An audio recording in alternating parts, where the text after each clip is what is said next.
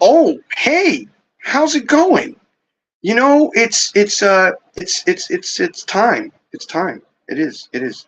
So, hi. How you doing? Good morning, good afternoon, good night. I hope that wherever you are is doing good for you, and I hope that wherever you are is doing good for you. I hope you're good, and I hope wherever you are is good for you. You know what I mean. Okay, so anyways, today is episode 52, and I have an amazing guest. Her name is Rachel Ann Roberts. She has her own podcast. She has her own business, and she's super vibrant and amazing, and I can't wait to bring her on. I'm actually going to do it right now. Let me bring her on to the stage, folks. Oh, wait, before I do that, I have to do this. I want to thank all of my supporters, those who come on and throw money at this thing. Isaac, who is throwing $50 a month, I want to thank you very much. He's episode 24 if you want to check him out. And then we also have Kitty. She threw $250 at the game, and I want to say thank you to her as well. Also, if you want to shoot a podcast and you don't know what you're doing, then use Steamyard. It's in the link down below. You get 25% off. I get a kickback. Everybody's happy. And with that, my friends, let's do it. This is On the Road, in the Waves, and on the other side with me, your host, Paul Carpenter, and this is episode 52 with my dear Rachel Ann Roberts. Let's bring her on. Hi, Rachel. How you doing? Hi, how are you? I'm doing great. So Rachel, thank you so much for coming onto the show today, coming to hang out. I like to do it like this. Rachel Ann Roberts, who are you? Where do you come from? And what do you do? Let us know. We're totally interested. Okay, slow down on those questions. Okay, one at a time. My name is Rachel Roberts. I'm here in Houston, Texas. It's 9 a.m. So we're, starting our day off right with little brown juice and some fun podcasts. All right, so did I say I'm in Houston? I'm in Houston, Texas. I'm a little chef, a little home chef. I work on lots of things like TV shows and, whatever, stuff like that. I have a morning show called Coffee Talk.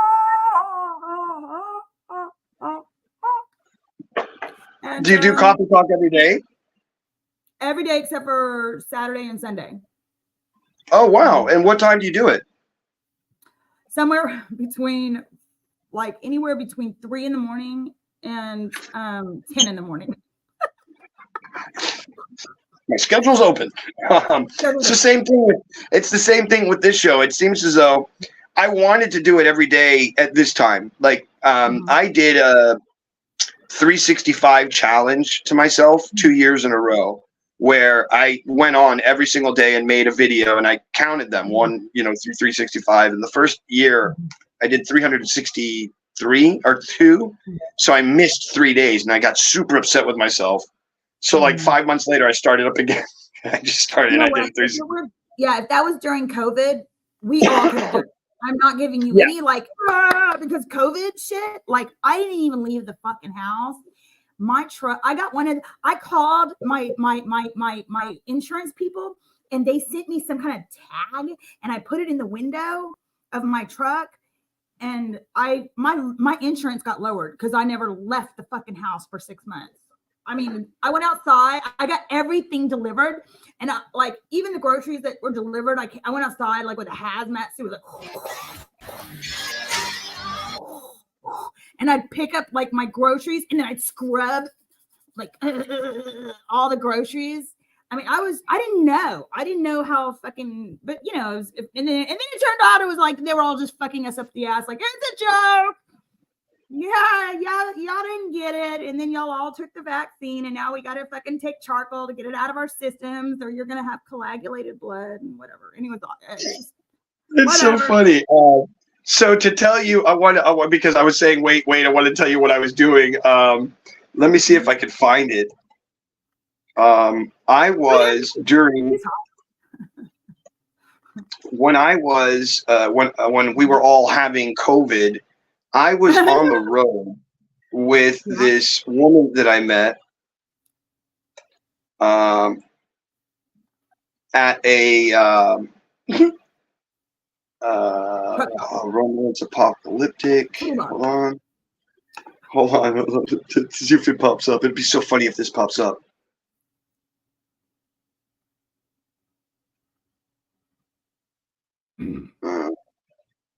No. No, maybe it's apocalyptic romance. Apocalyptic romance. There's nothing Yeah, better so than thinking that the that's world is what I gonna called fucking it. I end. called the channel. I called the channel Apocalyptic Romance, and I made a YouTube channel of me and this girl traveling around the United States during COVID. And Wow. we man, let me tell you, it was the absolute craziest thing.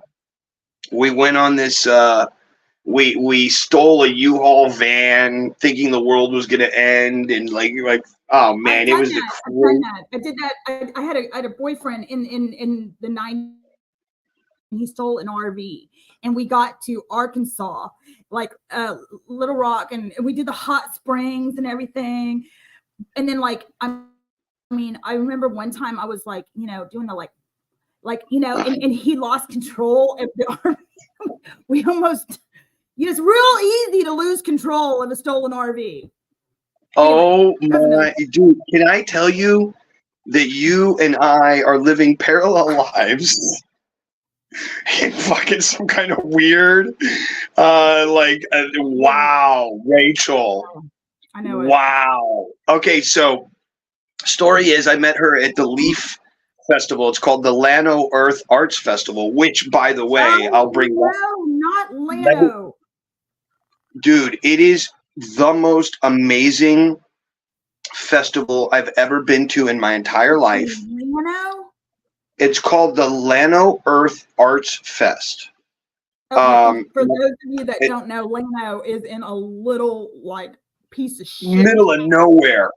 In Texas. And it also happens to be where, remember, I think you asked me one question before we started. You were like, have you ever been married? And I said, I have for about 5 minutes, and then I killed him. Well, he was from Llano. Oh, God. Yeah, he's buried in the yard somewhere. I don't know. Anyway. That's okay. We don't need to worry. Met her at the Leaf Festival in Llano. Go Llano. And it was love at first. And here I'm going to show it to you so you can see what this thing looks like. It's so beautiful. Where when you get to go to this place, and all of the art is made of earth products. Because there's nothing out there. No, yeah, but all of the art is super. Oh fuck yeah! Wow. No, okay, no, I'm telling you. In Italy. There's a ding dong. I saw ding dong. Yeah, I don't know what that was, but I just went by it really quickly and just kept going. But everything there is made of the art of the ground. Everybody's doing rock stacking. People are doing these beautiful, weird designs with these just everything. It's just gorgeous, honestly. Okay, so tell me, Paul, what happened with so we meet. So I meet this girl at this thing. Yeah. And we have the most magical sexual experience under the vines of a tree, and I'm like, oh my God, I found my woman. Let's do this. Let's go. The world's about to end. Let's go traveling together. And she's like, yeah, fuck it. The world's ending. Let's go. So I go to Houston, and she's like, I'll meet you in Houston. I'll come pick you up. And I said, okay, cool. So she comes to get me, and she's like, yo, we got to get out of town. Let's leave. And I'm like, oh, I got some stuff to do. We'll be here for a couple of days. So finally, on the third day, we take off, and we go to these hot springs in New Mexico. I'm telling you, when you said the things that you said, I was like, get the fuck out of here.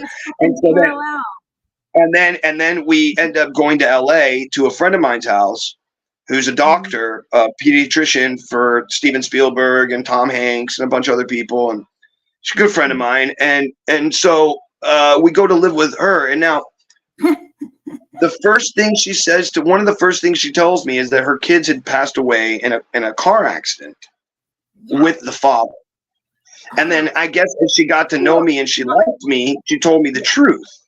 Yeah. And the truth was that she had her kids taken away from her from CPS, but she doesn't like to tell people that because she's embarrassed about it. I would be too. Totally. That's embarrassing. Right, of course. So would I. So would I. So would I. So would I. But that doesn't. You don't lie about it. You know, and you don't say some crazy shit like that. But nonetheless, we get to LA, and we're staying with this lady, and she's already told me the truth. And they go for a walk one night to go up into the mountains, and then the next morning, the doctor comes to me and she's like, "Man, I'm so sorry to hear what happened with your girlfriend's kids." I'm like, "What'd she tell you?" She's like, "Oh, she told me that they passed away in a car accident." I'm like, "Yeah." So that was the beginning of the relationship. How about that? But then she also told me that she had a friend that worked at Enterprise that had let her rent the car, who was like the general manager. And he gave her a special deal for like $100 a week, and she paid $600 to have this rented car for 6 weeks. So we're now in our fourth week. We're now in our fourth week, and we're like, "Oh, let's go to Vegas to see what's going on because everything's closing down and everything's really crazy and like it's all insane now." A month later, after whatever, and everything's closed down, and all the streets are boarded up and stuff. So we're like, let's go check out Vegas. Maybe Vegas, something's going on. So we get to Vegas, and on our way there, our mom calls us and says, "Oh, hey, my friend called me from the police station and says that your car that you rented is stolen." How could that be? We rented it for 6 weeks, I thought you said. She's like, "Yeah, I know. I don't know. And I'm like, "Well, let's call the Enterprise place and find the guy. What's his name?" His name's Jason or Jared or whatever. And I call the place, and I'm on the phone, speakerphone. I'm like, I'm trying to get in touch with Jared. The lady's like, "Excuse me?" I'm like, "Yeah, he's the general manager, Jared." She's like, yeah, we've never had a Jared here." I was like, "Oh. Yeah." And I go, I hang up, and I'm like, "What? This is fucking weird." She's like, "Oh, I know what happened. He took my money and he quit." I was like, "What? They just said he never had a Jared. How could he have quit if he never worked there?" Anyways, she says to me, "Dude, we need to get rid of the car." Well, fuck yeah, we do. It's stolen, lady. Like, what do you want to do? And she's like, "I've got an idea. I've done this before, and don't worry. I've done this before. I'm going to steal another one." And She says to me, "We need to go rent a U-Haul van, but I can't do it because I've done it in the past. So you're going to have to rent." You got to use your ID. Hey, I've done this before. And you know what? At this point, I beg your pardon, but I never promised you a rose motherfucking garden. So you got to use your ID, motherfucker, because I've already done this. So I'm like, okay, I guess I'm going to do that. Fucking the world's ending. Everybody's, Yeah. She showed you her boobies. And so then we ended up. So then at the end of it, leave Vegas, go back to LA, travel all the way to Seattle, down to Colorado down to Houston, all the way to Atlanta. We go to the fucking Georgia Guidestones. We drive all the way down to Miami. We drive all the way back to Orlando. Oh no, Daytona, and we get fucking arrested in Daytona. Wait, did you get arrested because it was like something stupid, like a urinating in public? Now we don't take kindly around here about that. I didn't use my blinker on the way out of a gas station. Ours was urinating in public. Police in what was it, Arkansas or wherever the fuck we were, and they were like, "Hey, now," and they're like, "We don't take kindly to that." I'm like, what? I had my dog, my little dog, and it was a biting dog. They're like, and they were like, they took the fucking dog and put it in the fucking. I had to call my parents who made a lot of fucking money. I was like, "Mommy, I'm in a stolen RV in Arkansas. They took my dog. I'm in jail. Like, Oh my God. Oh my God. Bad. I had to join the fucking convent.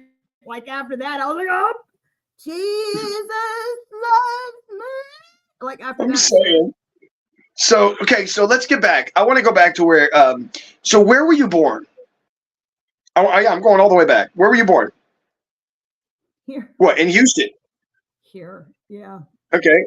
Okay, and how long did you live there before you like moved and went somewhere else and then came back? Did you do any of that? Did you travel around the world? I want to know your story, Rachel. So, okay, at one point in the 90s.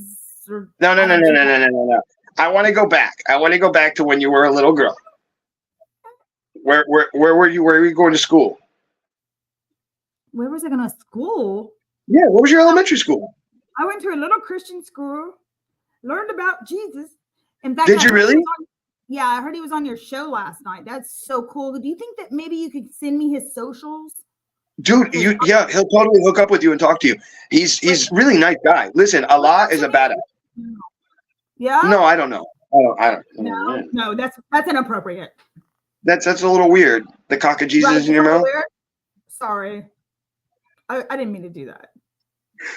Sorry, Jesus. Sorry, Jesus. And in Houston, we call him Jesus. Yeah. So yeah, so he on every corner. He said to me that at one point he says that during the conversation he said that he had a moment after about a year and a half or 2 years or so of dealing with these feelings where something internally said to him like, yo, you are the Messiah. Like, you are the Messiah, whether you want, and he's like, no, I'm not. Go fuck yourself. Like, you're crazy.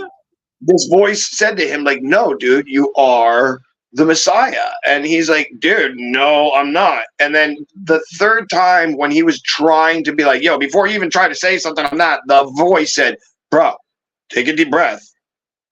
I'm telling you what you are. And he was like, oh, okay, well, I have to accept it. So something to that effect happened, right? And then when I kind of challenged him, because I challenged him on a lot of stuff that he said yesterday, because he was like, oh, we shouldn't have money. We should have barter system. And I'm like, that will never work. I go, the reason that we have currency and the reason that we have the thing that we have now is because of the way it works. It works.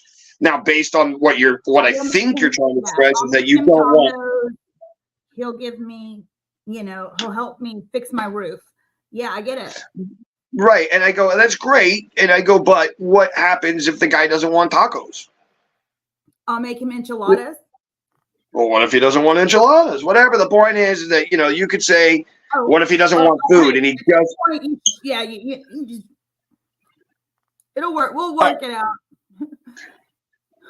You might have a bartering system that works. Trust me. Every motherfucker that does any kind of work around here, it works. So let me tell you a funny story. So whenever I need work done around my house, like I had my ceiling cave in, there was like a leak. Like talk about some kind of weird like trip. Like when you're fucked up on drugs and you're sitting there in your living room, and you're just like enjoying your fucking trip, right? And then all of a sudden the fucking roof caves in and water's like, and you're like, whoa, is it happening?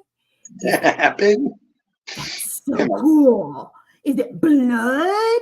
Is that fucking, what is happening? And it's just a fucking leak. Okay, so anyway, the next day I'm like, hey, all my fans out there, is anybody out there a fucking plumber? If you are, let me know and come over if you're in the Houston area and fix my fucking shit for free. So I had like 1,000 fucking plumbers, and they're like, hey, I'm a fucking plumber. I watch you every day on Coffee Talk. He's like, I'll come over. I'll come over right now. And I'm like, okay, come on over. I'll make you some tacos. So this guy, Billy. So wait, when you say I'll make you some tacos, he's not thinking the kind that you have. He's thinking your taco. He's like, I want your taco. I don't care what kind of tacos he wants. He's gonna get some fucking. If he fixes my fucking ceiling from Yeah, it's tacos are gonna be delivered. So he fucking comes over,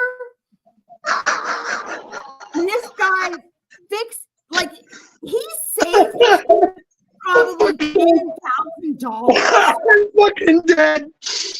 Oh my God. Let me tell you, that motherfucker fixed that fucking. He changed out the pipe, right? And he did all of it. And so what's funny is so I had this.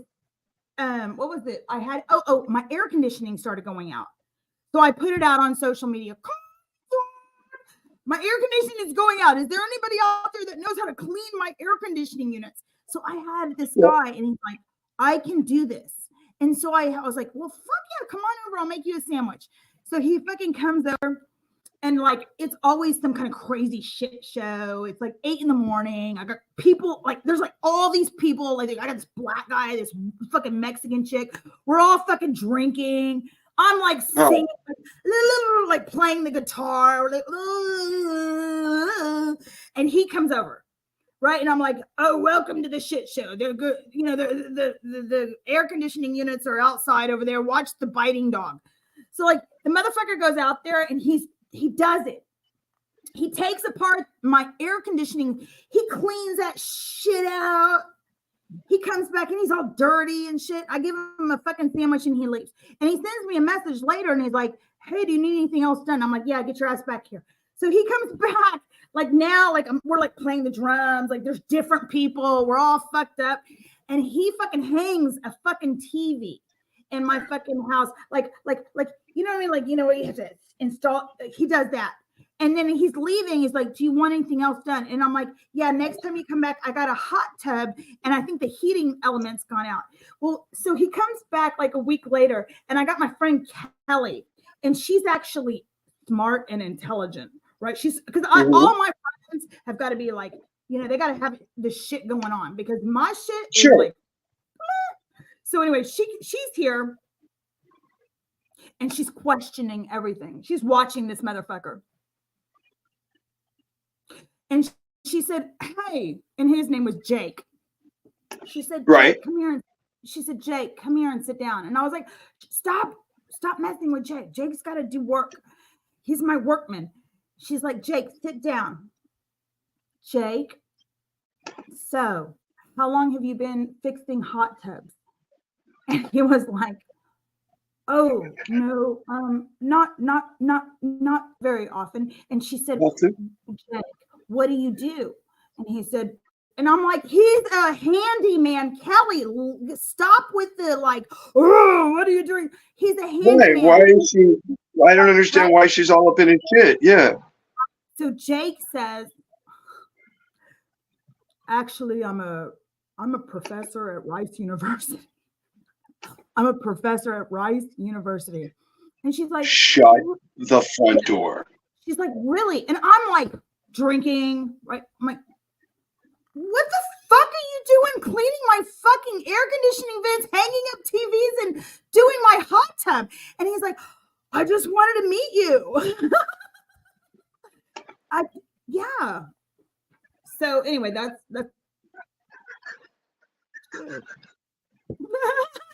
I didn't know. I need friends. I need friends. Yeah, I knew I was smart and I could figure it all out. This guy had Googled this shit and come over here. And That's so funny, dude. That's so funny, bro. Professor, this nerdy guy, and he's like, "Well, I just wanted to meet you." Wow. So what did that? Yeah. So here's a question. Here's a question for you, Rachel. Since you're a beautiful woman and you've dealt with it most of your life, if not all of it, I wanna kind of reach back and I wanna hear about your craziness that happened to you in your life when you were younger. And so what got you to where you are today? You know what I mean? Okay, so let's do like your younger years, like your teenage years. Where were you? What were you doing? No, I'm just kidding. Stop it. I know. So bad. You're such a bad, naughty girl. That's okay. Nah, I don't care. You be you. Yeah. Okay. I'll be me. So, okay. When my mom, she was, and back in the day, this was like the hottest thing you could be. She was a flighted, like I think they called it flight attendant. I don't know, whatever. She worked for like KLM, and she was this little woman with this huge personality. And my dad was like, he coached football, and he was a good looking, he collected Corvettes, and they met on this street in Houston called Mid Lane, which is like the hottest little, now, even now, if you go on Mid Lane, that's like the hot spot place to be. So okay, they met, in their personalities, that was like, whoa. So those were my parents. And now my dad, he loved all women, and my mom, she didn't care. So like, that's the upbringing I had, was that like men will always love all women, and that's okay. And those women the girlfriends they have, those women, we invite them over for Thanksgiving and Christmas, and like, we love them as our best friends. So like, all form of religion that most people have, I don't have, because that's how that's how I grew up. I don't have any. So like, if I stay single, but like, because I'm happy. And why do you want to like fuck up, a good thing that you've already got going? But like, I if I were to be married or whatever, I would be that wife that were like, oh, you got a new girlfriend? Bring her over. Like, hi. Like, and become besties with her. Like, I just don't feel like men were like made to be with just one person forever. And sure. I've heard this a lot. Especially the idea in Islam and other religions, which state emphatically that if you have enough money to support both women, in which both women will have no need and the children will have no need, then there's no reason that you shouldn't have more than one wife. Why not? So, there's some days that your wife doesn't. Well, there's some reasons why and why not. There's some reasons why and why not. You could go on either end, depending upon which strata you want to, jump onto. But there's the idea also that, I use a lot of Judaism because it's what I know the most, but because it's what I studied the most. But there's an idea in Judaism. Yeah, I studied to be a rabbi in Israel. One more time. I live in Maya land. I'm in a little red brick house in Maya land. Oh, wow. Yeah, you're right in the center of it. I'm right in the center of it, though. Yeah, you are. You're so cute. So anyways, so what was I telling you? So I was telling you that in Judaism, there's this idea that you're part animal and part human. Mm-hmm. And so the animalistic part of ourselves is the part that we are supposed to, in some way, train, so that we don't end up all over the place. And so the idea is that you would want to have a partner, and you would want to follow these ideologies within the partnership in a way of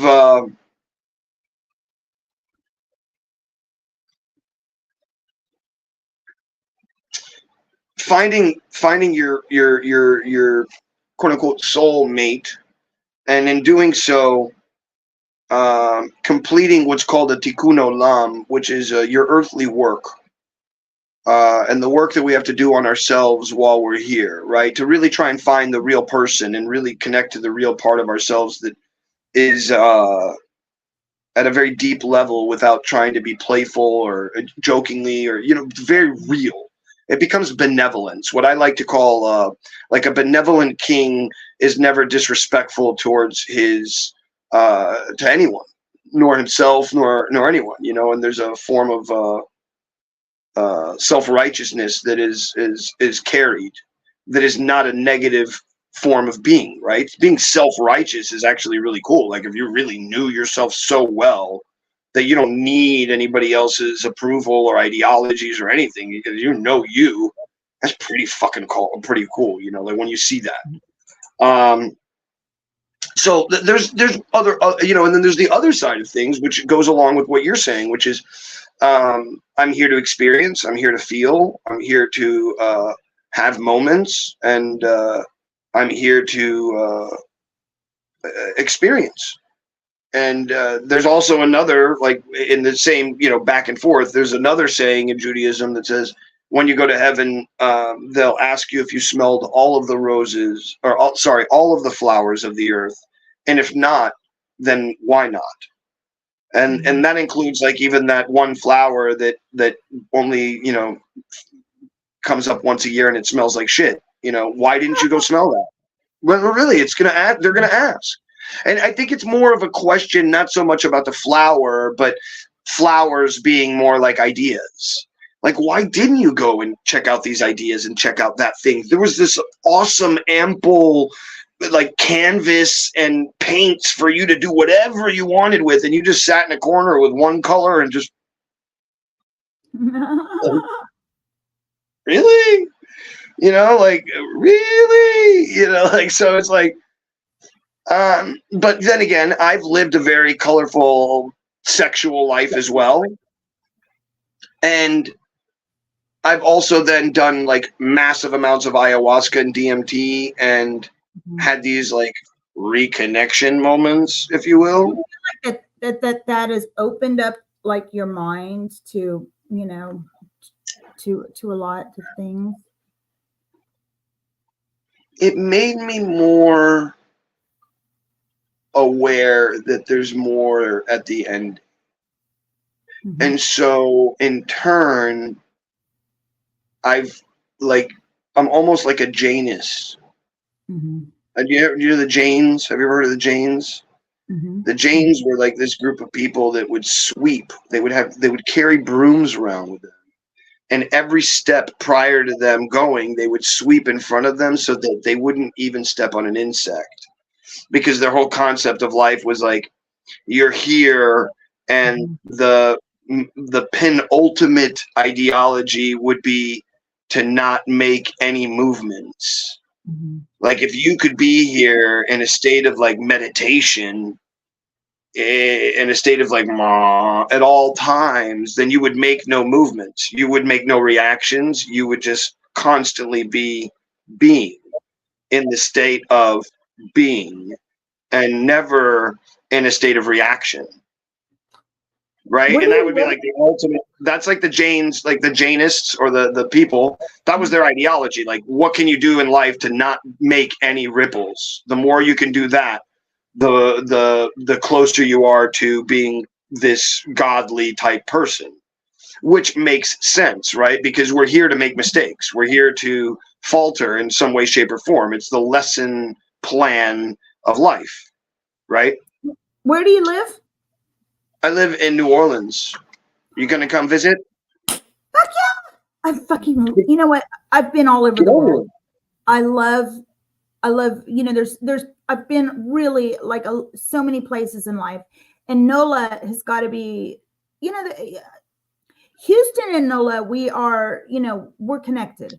So you know that. Anytime there's some kind of like flood, you know, we rely on each other. If you guys flood, y'all rely on us. If we flood, we rely on you. So we are like, you know, we're already family. Kindred spirits. Yeah. The cities are very kindred.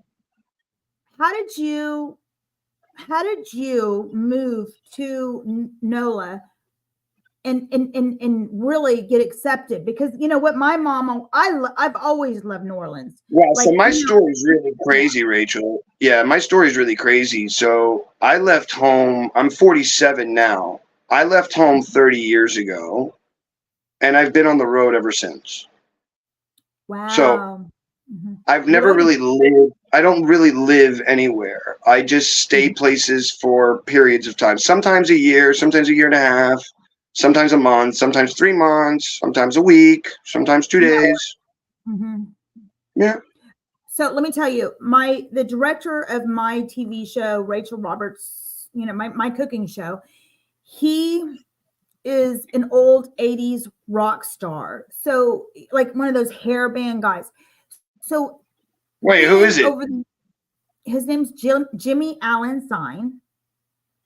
And he was. I know Jimmy. You know Jimmy? I think I know Jimmy. He's a nice guy. He's kind of short. And Jimmy Allen Zine?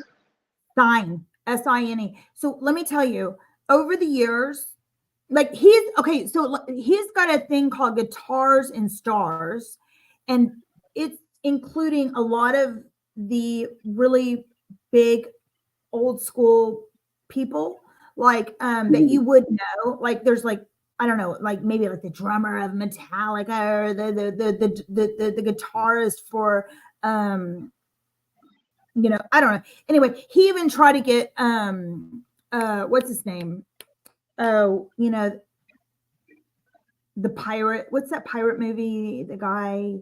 Oh, I'm having a brain. I get these brain.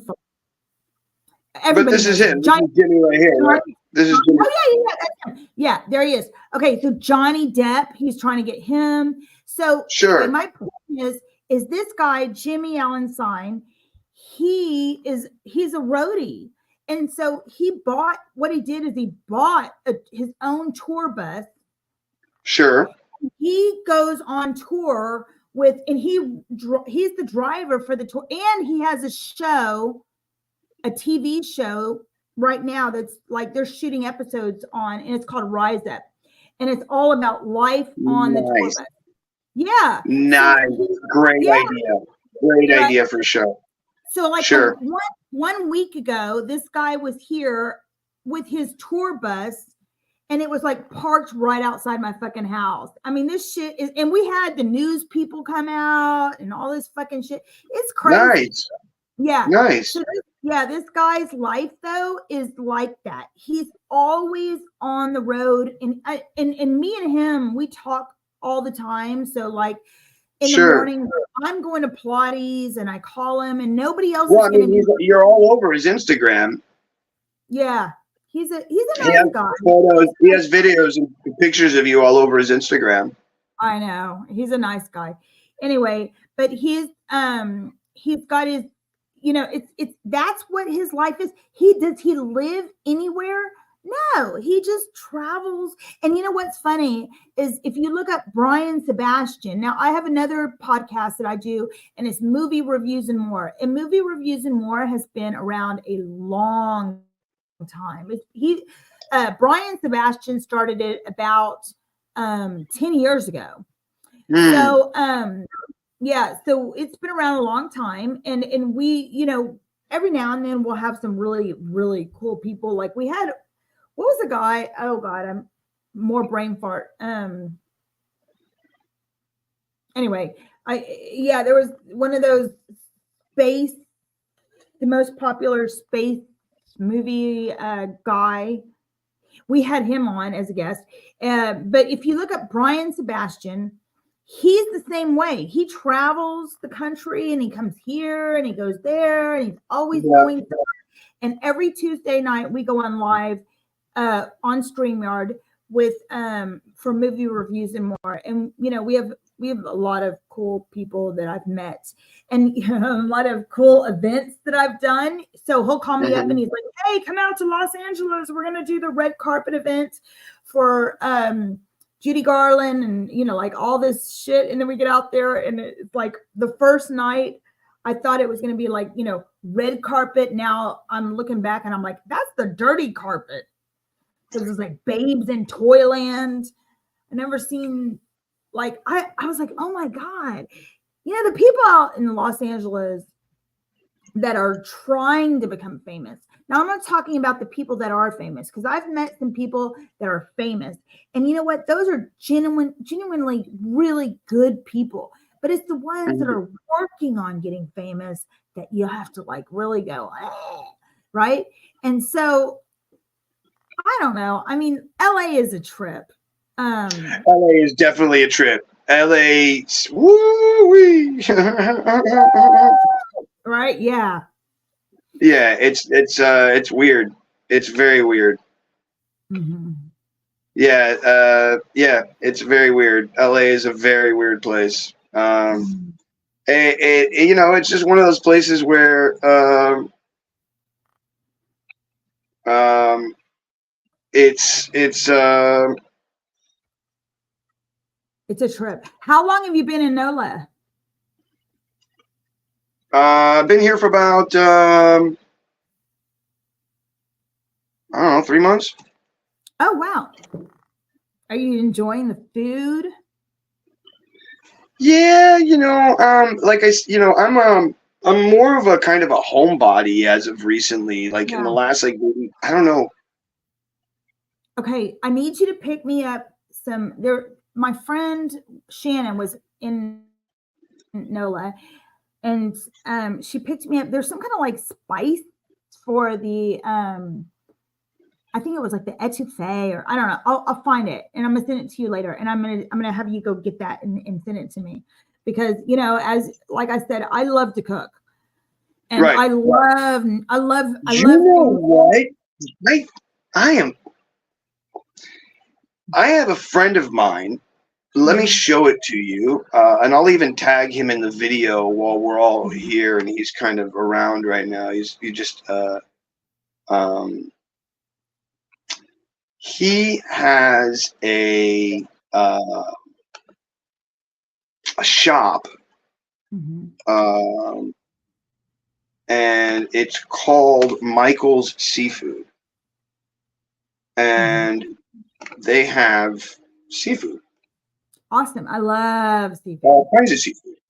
Hey, and Paul, so what I would like to do is I would like to get Colin possibly to talk to you about possibly sponsoring you in some way, even if it's not a lot or anything, but maybe like send you certain amounts of like maybe in the like through the mail, like even if it's like shrimp or if it's like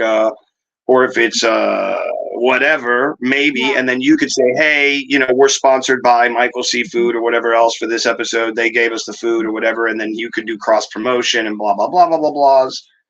And that might work. He might be totally into that. I don't know. Once again, I don't know, but yeah, yeah. So do it. What's Paul. that? Do it. I've got, what? No, I already did. I just mentioned it right now. I just tagged him. Good. And here, my friend, this is a friend of mine. His name's Corey. He goes, I'm not even kidding you, bro. I've already talked about this, sponsoring influencers that have cooking shows. Bingo, here it is. Wow, very cosmic.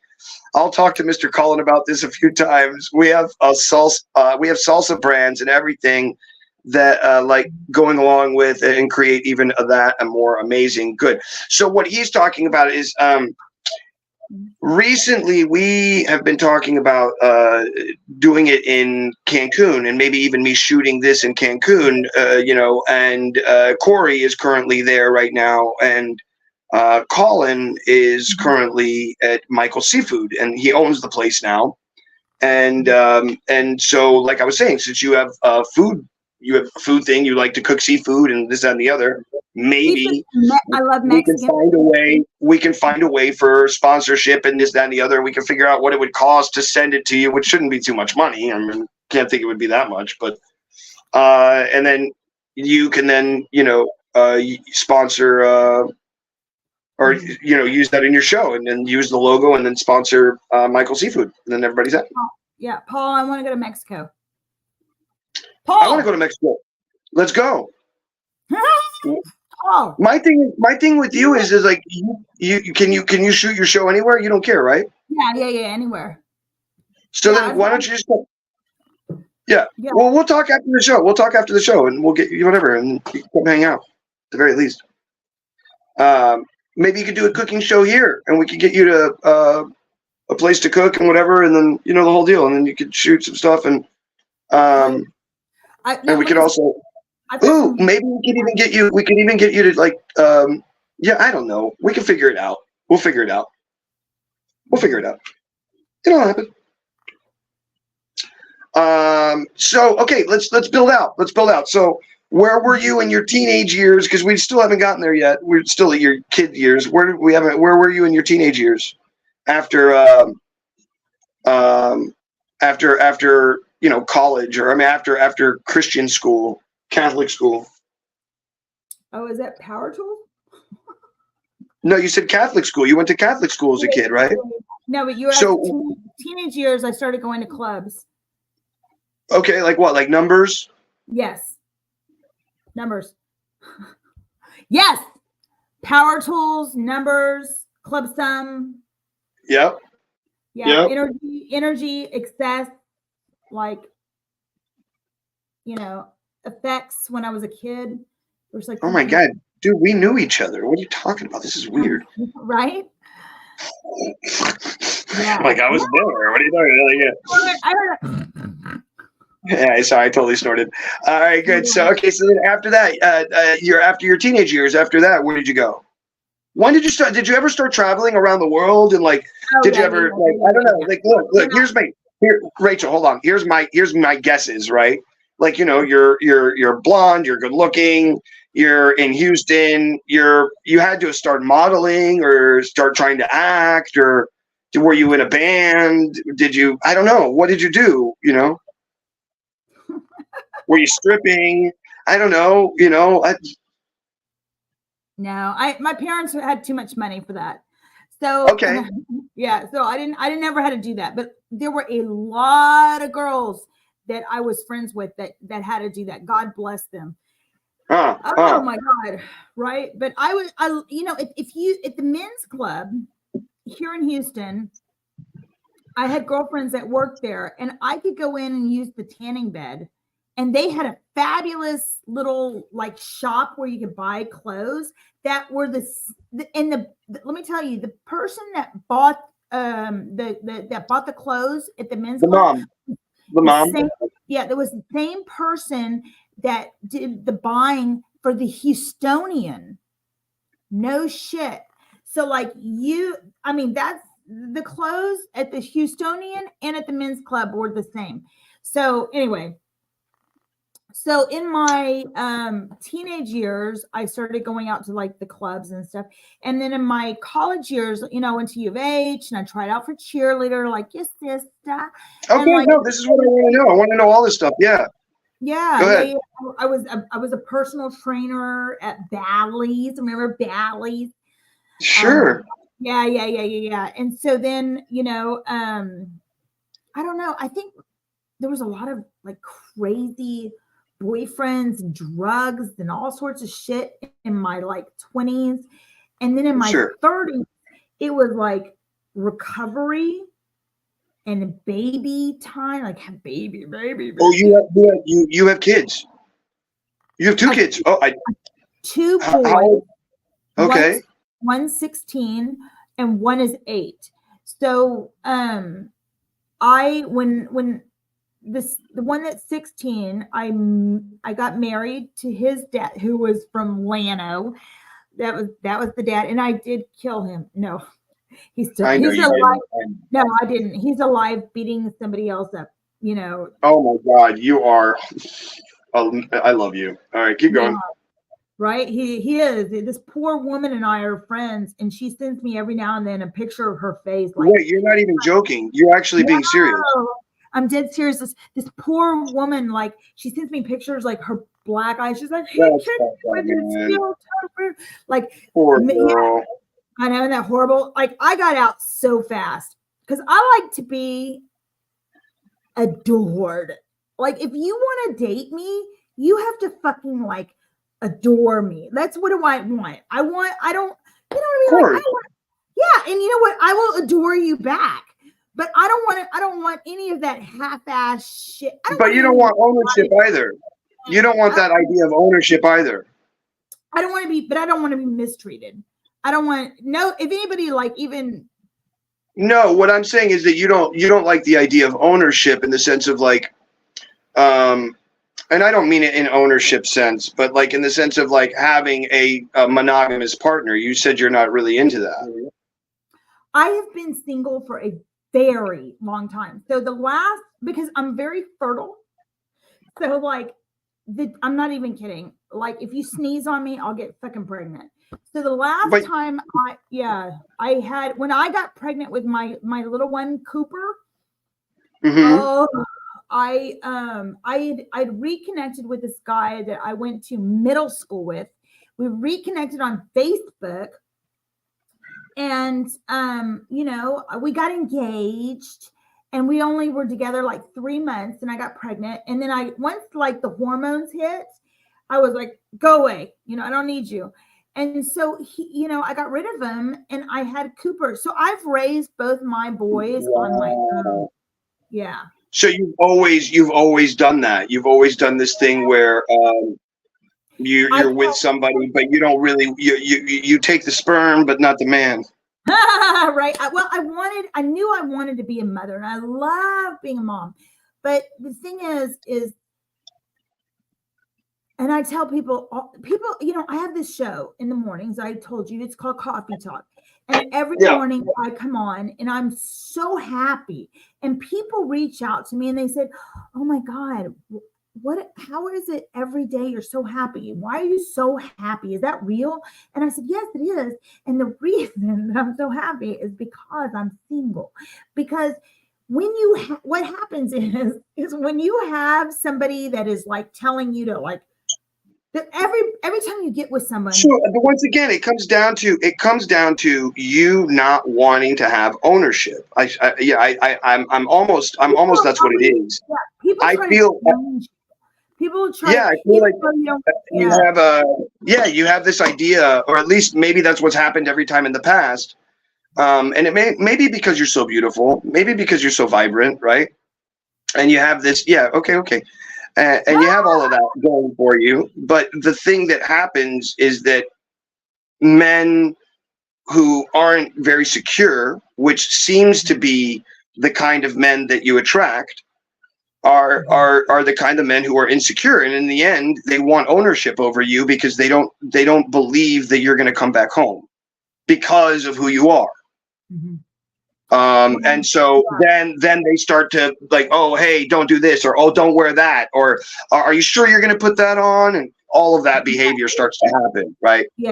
And then you immediately like, yo, get the fuck out of here. You can't tell me what to do and how to say and what to fuck you, bro. You got me this way. This is the way I'm going to be. So I get it. I get it.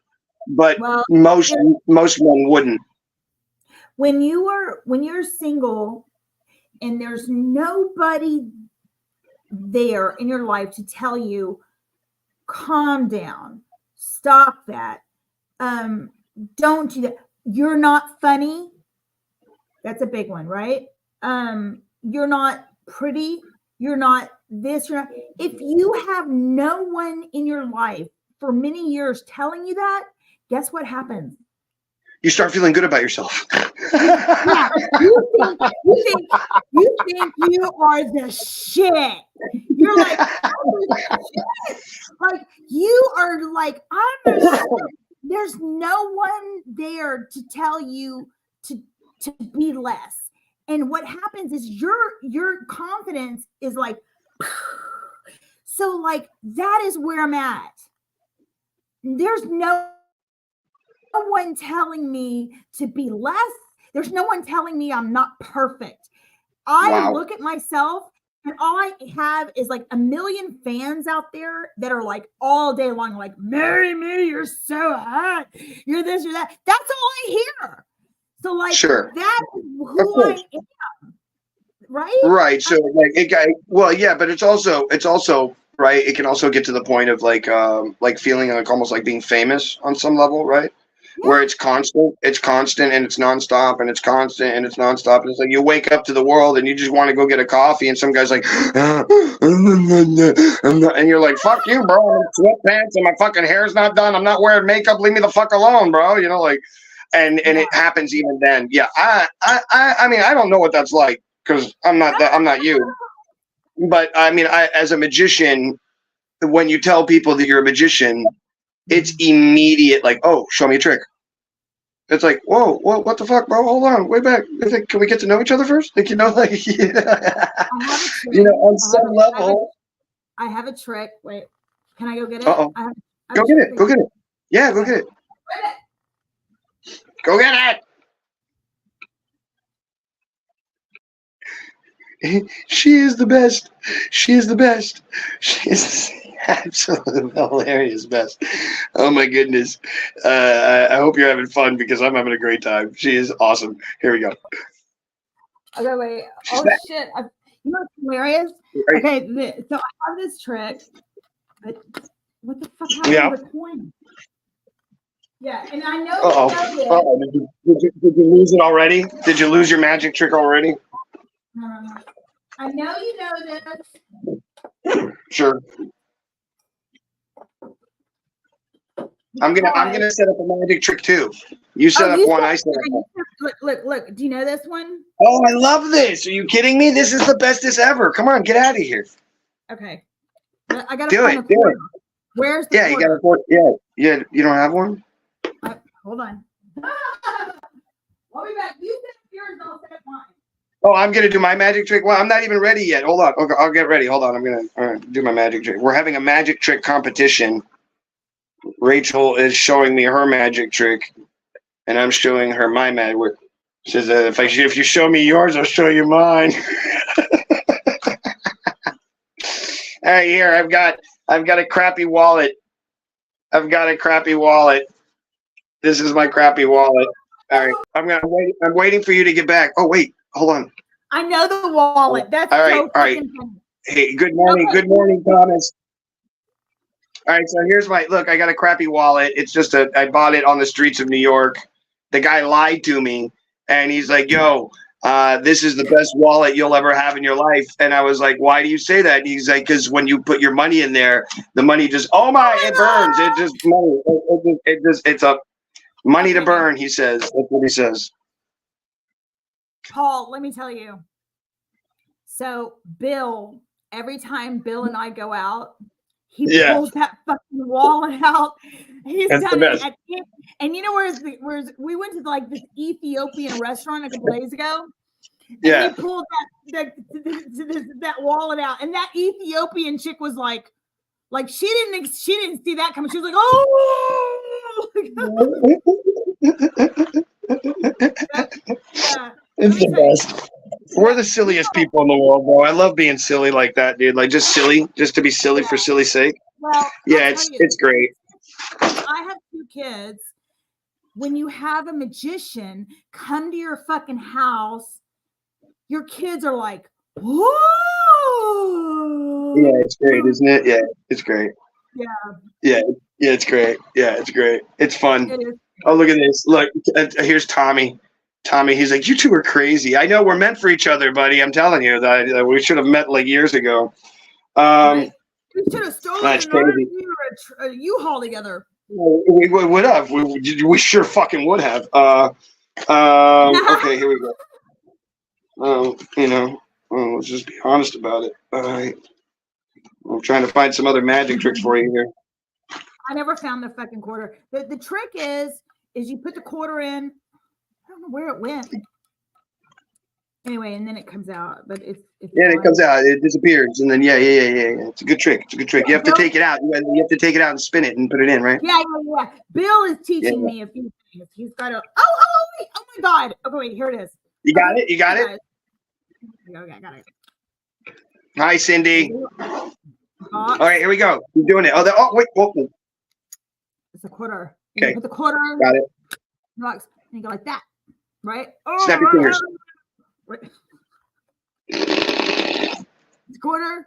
It's going quarter. back. It's going back. Okay. Whoa.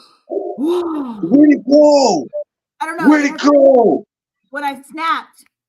Okay, wait. It's gone. Okay. It's gone. It's gone. It's gone. Gone. Okay. Now I'm just gonna put it back in. Put it back in. Okay.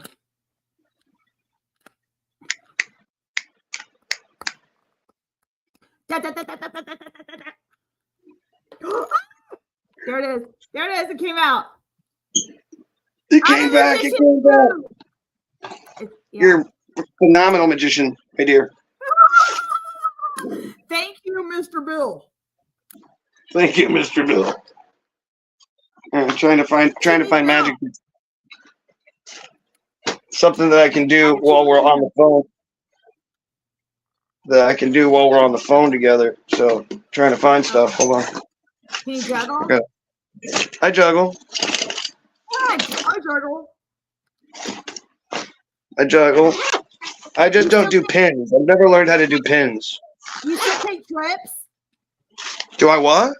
You still take trips like all over crazy places? Sure, yeah. I want to go to Cancun like next week. And I still take trips. Guess who's going to Mexico next week? Who? You? Me? Bill. Yeah, I know. He's supposed to meet me there. We talked about it already.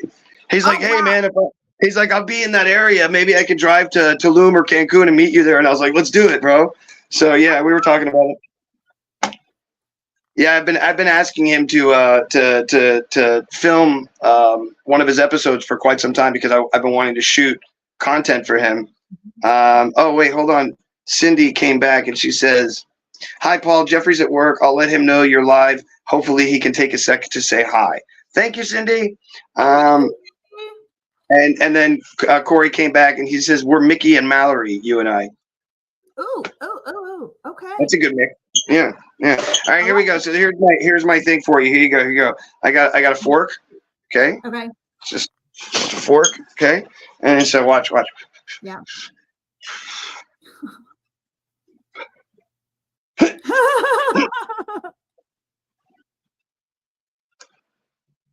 Oh my God.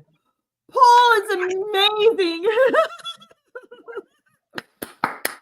Bravo! It's incredible. But that kind of gives it away, right? Because, like, you know, watch. You can blow on it and it comes right back. Anyways, yeah, that's it. Anyways, all right. So there you go. That was our magic off. That was it. That was an enjoyable period. Okay. I want to know more. So after cheerleading and U of H, did you ever do cheerleading? Did you ever finally do it, or did you not do it and you didn't make it? Oh, I was kind of like your sister. I was always just trying in high school and in college, and then I became one of the cheer girls, just like your sister. So you were in school, you were in college, and you were like one of the dancers on the dance crew. Yeah. Okay, and then after college, what did you go do? There's a blank there. A lot of drugs. Oh, that's right. You said that, and then you were in your 30s. We were already in your 30s. You had your kids. So then after your like a fucking rock star. And right, so like in your 30s now, what do you do for work? Los Angeles. I was going to be famous. It was like, oh, tell me the story. I want to hear the story. Oh yeah, it was crazy out there. So, like up in the Beverly Hills, like mansions, parties. And then like I had this girlfriend, and her name was Susie. And she lived here in Houston. Gorgeous. 6 feet tall, blonde, blue eyes. Anyway, so I called her up and I was like, you need to come out here and we could start doing some stuff. We could start filming some stuff together. So she was going to come out, and I was going to pick her up from the airport. And I had this I stopped. We were eating Mexican food, which you should never do in California because it's not very good. Anyway, so I was right. So I was in California. I was eating Mexican food on the way to the airport to pick her up. And I had just had this vision, this feeling that took over me. And it was, she's dead. She is gone. Her boyfriend shot her in the head. He shot himself. And I just saw it, and it was real. And so I called my mom and I said, you need to go over to Susie's place because she's gone. her Paul shot her. Anyway, and then it turned out that's what happened. So no doors. The whole shit fucking happened. So I came back to Houston, and you know, it was like I was supposed to be like, you know, grieving. That was it, grieving. I was supposed to be grieving, and my mom's like, "You're not handling this right," because I guess I wasn't grieving properly. Anyway, there were some years of, you know, whatever, and then, you know, the next thing you know, I met this like country boy from Llano, and I got pregnant, and he was like, got pregnant. Well, yeah, and he's like, out in the country, we marry our you know, the women we get pregnant, and I was like, oh, okay. And I was married, I'm not kidding, for about 5 minutes, and I just wanted him dead. And so, you know, wow. I got out of that, and you know, years went by where I was just a really good mom. Like I was the soccer mom. I like coached soccer, and I was, you know, I worked out, and I you know, I was friends with a lot of the Jewish ladies. I was on J Date. No shit. I used to go to the JCC. That's where I saw you. Yes. See, let me tell you, my son went to Schlenker. He knew Hebrew, and every Friday we would do Shabbat. I'm not even fucking kidding. I was more Jewish than anything else. So wow. I know, isn't that crazy? So then, yeah. So then years went by, and I stayed single. I did not date. And then in my parents. And when you say you didn't date, you were having no sex at the same time as well? You're not having sex either? Nothing. You're just a dried up soccer mom. Yeah. And so then I reconnected with this guy that, what's funny is, like, I am always, like, my whole life, I'm always with a Jimmy, a Jim, or a Bill, or a Billy. And it's just weird how life happens like that. So I don't know, anyway, so 10 years ago, I reconnected with this guy that I went to middle school with. And his name was Jimmy. Of course. So Jimmy and I, in 3 months, I was engaged, got pregnant, all that shit. And then, like, the red flags started coming up, and I was like, bye. So I had my second child, and that was it. And that was 10 years ago. So I have been single for I've been single for 10 years. 10 years since. Wow, really? Mm-hmm. Okay, now my next question is, what are you doing for work over the last 10 years? Okay, so. Like, what are you doing to support your children as being a single mom? Like, how are you, like. So, yeah. My parents died in 2012. And I'm sorry. No. My dad was a pain in the ass. My mom was my best friend. Okay, but still, they gave you life, and you're here. And yeah. So I'm an only child, and they left me, like, you know, a house. They left me, like, some money. And so it's been enough, like, you know, to keep things going. And so, but you're not into investing or buying into I do. I have money in the stock market and stuff like that. And when Trump was president, you know, the market did really, really, really well. Yeah. So that kept things fucking going for me. Sure. I could take money. I mean, I remember, like, you know, every month I was taking like $4,000 or $5,000 a month out just to play around with. And nice. Yeah, nice. and it never went below. Yeah. And then when Biden became president, it was like, Jeffrey, love you. Man, I fucking lost like $100,000 like that, and I had to call it in and say, "Hey, freeze that shit, or we're not going to have any, like, you know, little nest egg." So I froze that, and I had to, like, just kind of like get just mere little things. And that's when, okay, so when COVID came, I reinvented myself. So like, and I've talked about this. I go out to Nashville. There's this thing in Nashville called Women for Film and Television. And it's the Swift the committee. And so I go out there, I talk on panels, and I talk about, for me, I'm going to tag somebody else in here now who is a female, just because you said this, right? And her name, I don't know if you know this name, is Maylen Calienes. And if you don't know her, then we should get her all connected to you, because she does a where is it? Here, I'll see if it comes through. I don't know if it'll go through. But Maylen owns the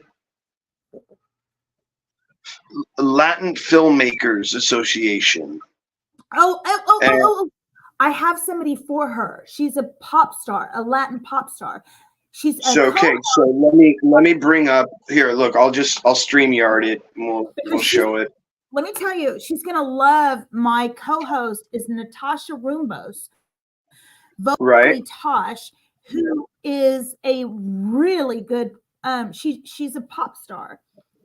So let's connect the two of them immediately. So this is Maylen. Maylen and I have known each other for years and years and years.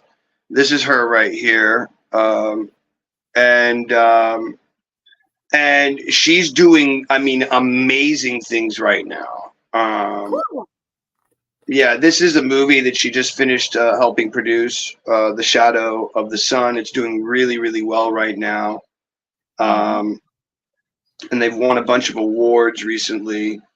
And yeah, they're doing really, really well with, she's doing really well. And she's also doing really well with her Latin Filmmakers Association. They have a thing every year at Sundance, and it's just gotten so huge over the years. Here it is, Latin Filmmakers Network. And we'll go to that page real quick and show it off. I definitely want to add Maylen. Yeah, so she's a badass. She really, really is a badass, and she's been in the industry for over 20 something years now, and an awesome story too, right? She started. This is such a good story. She started working at Universal Studios as a tour guide. Wow. Yeah, and so the thing that's really cool about working for Universal Studios is that if you really make it your family, there is a ton of like extra stuff that they give to employees.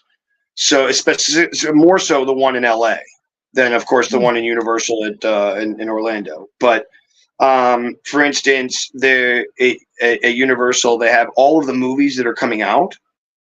They have speaker events, and the director goes there, the actors go there, they all show up, and it's all at Universal, and anybody who works for Universal can get to go to this thing.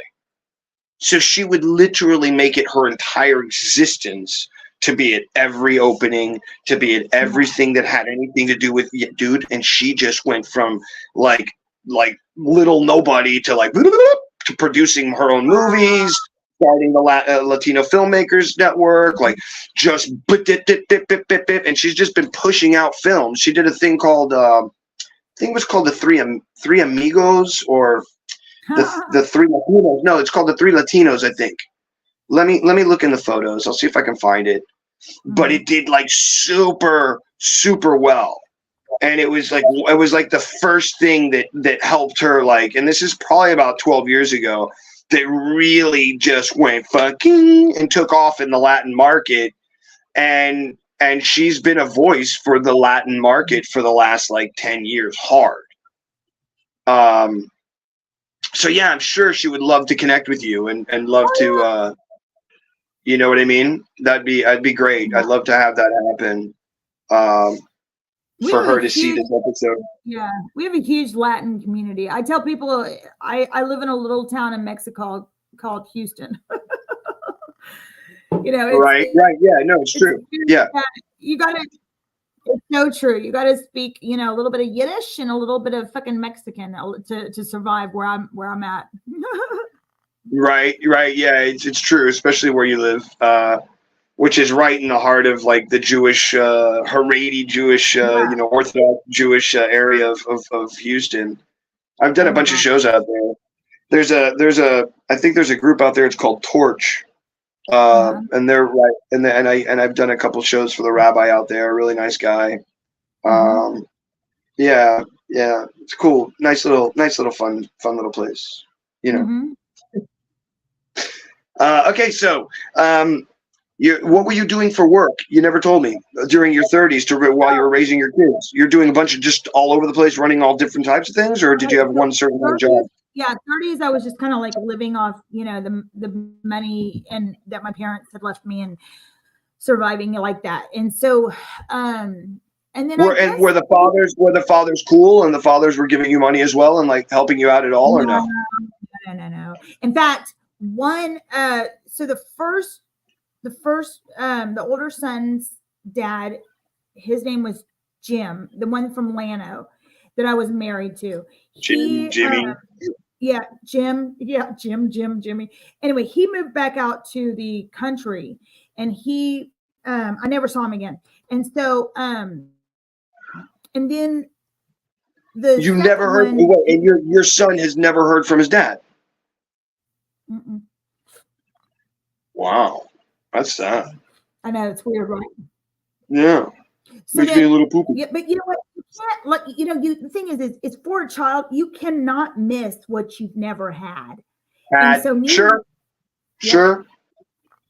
But you can also think as a child, like, oh, why don't I have a dad? They have dads. I don't have a dad. There can be a bit of that there, and so. I know, what you do is you just give them a lot of love, and they just they don't know any different.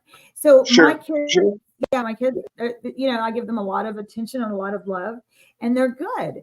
So in my 40s, well, I'll tell you something, and I'll tell you a secret. This is a secret to life. So are your parents, are they still alive? My dad passed. My mom's alive. I call her every day. Okay.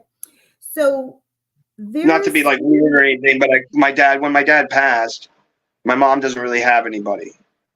And she lives like 6 blocks away from my sister, but they barely see each other. And so there's nobody in my mom's life. She doesn't have a sister anymore. Her sister passed. And then the only other relative she has is my uncle, which is my sister's husband, my aunt's husband. So there's no blood relative. And so I've taken it upon myself to call her every day just to say hello. Like, hey, good morning. How are you? Did you sleep okay? Good. Yeah, I'm all right. What are you doing today? I'm doing this. Oh, what are you doing today? Okay, I'm doing that. Love you, Mom. Have a good day. Okay, bye-bye. Sometimes we talk for a little bit. Sometimes, it's just a hello and a goodbye. But yeah. Well, that's a good thing. But let me tell you, and it's kind of weird, but I know this for a fact, is when you still have parents that are living, even if we don't know we're doing this, there's a part of us that is still what they wanted us to be. Mm-hmm. And so when your parents die, when both of them die, there's nobody there to kind of like when you're in a relationship, there's no one there to tell you, stop that. You're not doing that right. And our parents are our biggest influencers in life.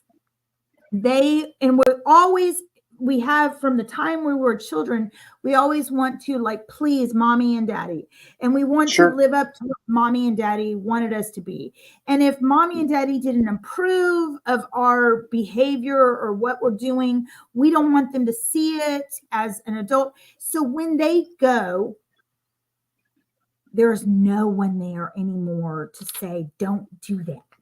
And so there's something that really opens up. So when both my parents died in 2012 of cancer, and I know it's weird.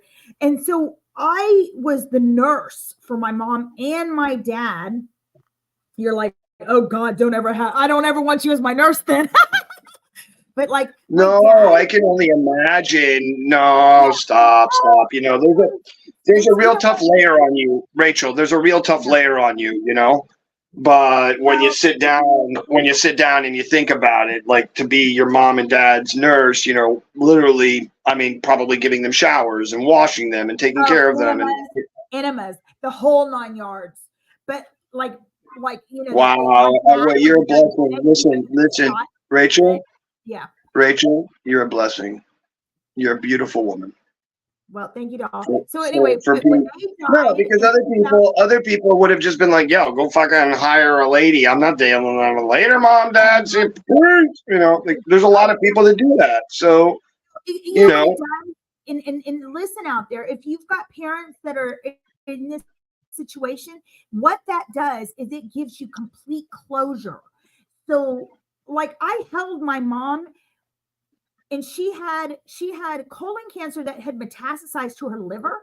So like, I don't know if you've ever seen like somebody with liver cancer, when they die, the liver comes back out and it's like The Exorcist. It's like, and I held her like, and then when my dad when he was passing over to see Jesus, you're like, who's that? Anyway, so right. Who's Jesus? Anyway, when my dad was going, he was having one of those diabetic moments where his feet were moving. He was talking to people on the other side. And like, I mean, anyway, they both died in 2012. And after that, I really feel like I became who I am now. Like, I was allowed to be weird and funky, and like there was nobody there to tell me stop that, behave. Like, I truly became the woman. And if you look back, if anybody out there is watching and you add me as a friend, and or you know, you follow me, Rachel Roberts Recipes, you will see. I've already shown your page a couple times. Yeah, if you scroll the fuck back, you will find me like in my 30s. Like it's just, my 30s were a recovery. And I'm like I look like old, like as I get older, I am getting. I'm going back as far as I can now. We're going back all the way, lady. Let me tell you, I am more beautiful. You tell me when you think you're at the phase. You tell me. I'll wait for you to be like, that's it. That was the day. No, you'll never get there because I post like 10,000 pictures a day. But let me tell you, I am more beautiful as time goes by. And that is because we as women, we always have a little bit of room to play with, like to improve, to like, you know, and I stay in really good shape. My whole thing is to eat clean, drink a little dirty. So like I eat healthy. I do, you know, I do Pilates, I do intermittent fasting, I do, you know, all this stuff. And then I drink, you know, I like to drink a little dirty. But right. There's nothing wrong with that. No. But I'm telling you, you know, people that ask me like, oh, why do you put, you know, you put up sexy pictures of yourself? And I'm like, fuck you. I'm 50. So look at my pictures. I mean, do you have an OnlyFans? No. Well, then they can all go fuck themselves. If you're not, I mean, you know what I'm saying? I mean, shit. I mean, if I were you, listen, between you and me, if I was you, I would have an OnlyFans. I wouldn't be doing porn. I wouldn't be doing porn, but I would be doing really tasteful boudoir and fucking making a shit fucking ton of money. Fuck yes, I would. I wouldn't. I would maybe nipple underneath lingerie, maybe cover hand, but never showing the nipple, never showing the vagina, just being boudoir, and you would fucking make a killing. We'll talk about that on the after show. I mean, look. I mean, you're already. I mean, I don't know what you're. I'm not. I don't want to go back up because I was trying to go back to the 30s. Oh no! I'm telling you, I seriously have like so. I post so many pictures every single day. See, like, look, like this right here would like that right there works. That right there works. Yeah. That right there, lady. That right there is some fucking OnlyFans shit. Like, I don't know if you understand. I don't know if you understand OnlyFans page very well, but it's more like a Patreon than it is anything else. And if you do it right, There's people that have cooking shows on OnlyFans. There's No people, way. yeah, lady. Oh, yes, lady. That's There's people who have hilarious. teaching classes. It's OnlyFans was meant for only the fans. Yeah. The sex world took it over. Ah. But it was meant as a Patreon, as a way of you being able to put up videos that you didn't want to share on YouTube or anywhere else, where you could say and do and be whatever the fuck you wanted, and then people could pay for that content. And so, it comes down to that. Like, once again, if you were to do a sexy lingerie cooking show, go fuck yourself, lady. You do Twitch that. If you were to start Twitch streaming, you cooking while you're at Ray, you would bank so much money in a month. That's Like, look, let me prove it to you. Let me show you who I want to show you. Amaranth. You know Amaranth? She's from Houston. You could probably meet her. She would probably be cool enough. She'd be cool enough with you if you reached out to her and wanted to meet her. But this is Amaranth. She lives in Houston. Super streamer. Hold on, it's popping up. That's her right there. Super streamer. Okay. Now she has an OnlyFans page, and what does she do? She plays video games. She does Twitch streams in a bathtub. She plays video games while she's in a bathtub. She'll do like hold on. Hilarious. She just created her own AI bot. Which you can date her, and then as you're dating her and talking to the AI version of her, you can pay her, the AI version, to take clothes off. Wow. And have sexual conversations with you. She's the first one to do that. Wow. So she's super business smart, this girl. Here, let me see if I can find where like super business smart. Like, connect. I want to become friends with her. So this is her on Twitch. Look, she's in her bathing suit, in her hot tub, and we're talking like 150,000 concurrent viewers live. Wow. That will watch this girl. That's and then amazing. she sold her bath water, her hot tub water in little vials, and people bought them for like fucking $30 a pop, and she sold 1,000 of them. Yes, this girl is smart. When I say smart, I mean she is with it. Wow. She does, and I bet you right now, if we were to go to Twitch right now and look her up, she's probably live right now. Like, that's how hard this girl works. She does not play around. Like, and she even says it. She goes, "Yo, dude, I'm 30 years old. My body ain't gonna last that long. Ain't gonna be fucking people watching me at fucking whatever amount of age. And I'll take it while I can get it. Let me take it." And so she's not stupid, dude. At all. You know what? She's got another, trust me, at least another 20, 30 years. Watch. Yeah. I mean, look, she's young, she's beautiful. Elizabeth Hurley. Oh no, I mean the girl is, listen, the girl is a fucking banging hot girl, dude. Hell yeah. And so now she's like showing everybody You found her? Her behind the scenes of her life, like what she likes to do. And she's showing her life and whatever, and how she loves horses. She goes to a horse farm in Houston that she doesn't let anybody know where it's at. And she's been sponsoring horses, and I think she owns 2 or 3 of them. And like this, half naked, not really, but in shorts and a little top, and showing her butt, washing the Damn. And making a killing off of this. She's a smart girl. And so, like, it's the same thing. It's the same thing for you, Rachel. Look, there's also, what's this other female? Oh, amazing! Because this kicks for you. Not that I'm saying that you're old. Please do not say that. I'm not saying that. I'm not saying that.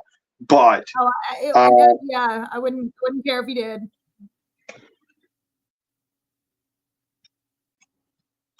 She just became really well known again. Yes, this is her. Let me stream it again. She's badass. While you're This streaming it, woman. I'm gonna pee. Okay, go and come back, and I'll wait for you. Yeah, and I'll wait for you. Go. Okay, go. So let me see if this is her. I think famous older models on TikTok, maybe.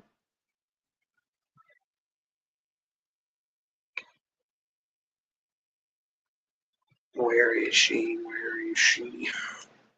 There was this. Just recently, she came out. I don't think that's her.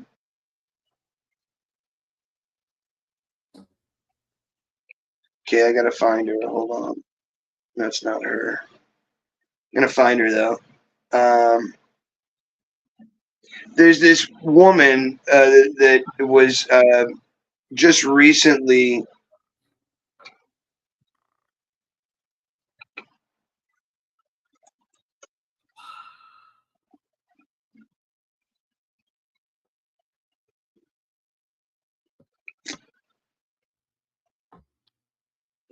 And her whole thing is that she's like honest about her beauty and like being older, and that's what people are gravitating towards, is that she's so honest about this. And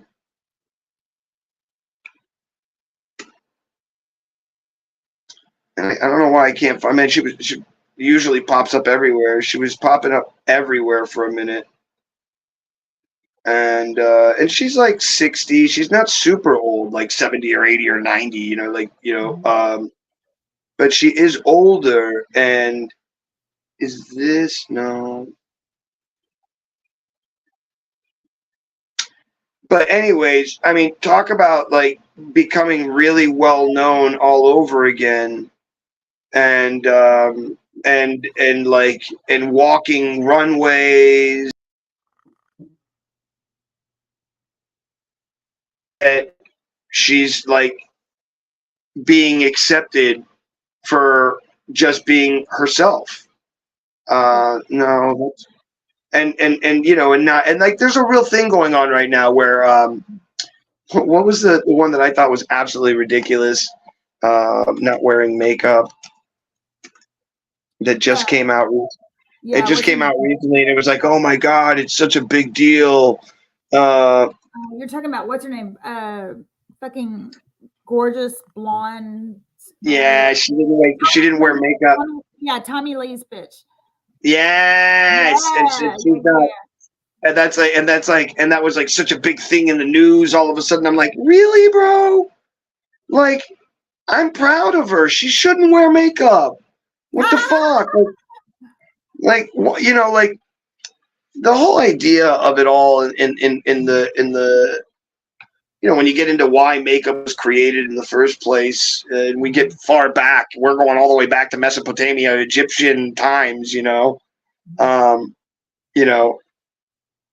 I love James, my friend James, by the way. This guy, I'll share his page too. This guy is an absolute genius. I don't care what anybody says. He's already been on my show before, but James has had an absolute run with a movie that he made.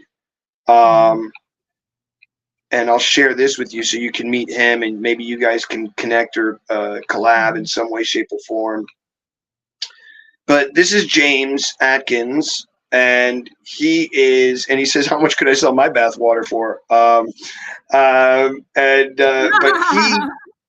he has a movie that he put out, and let me see if I can see it in his photos, because when you see it, you're like, bro, again, and then it happens, and you're like, dude, again, and then it happens, and you're like, dude, again, and then 172 times.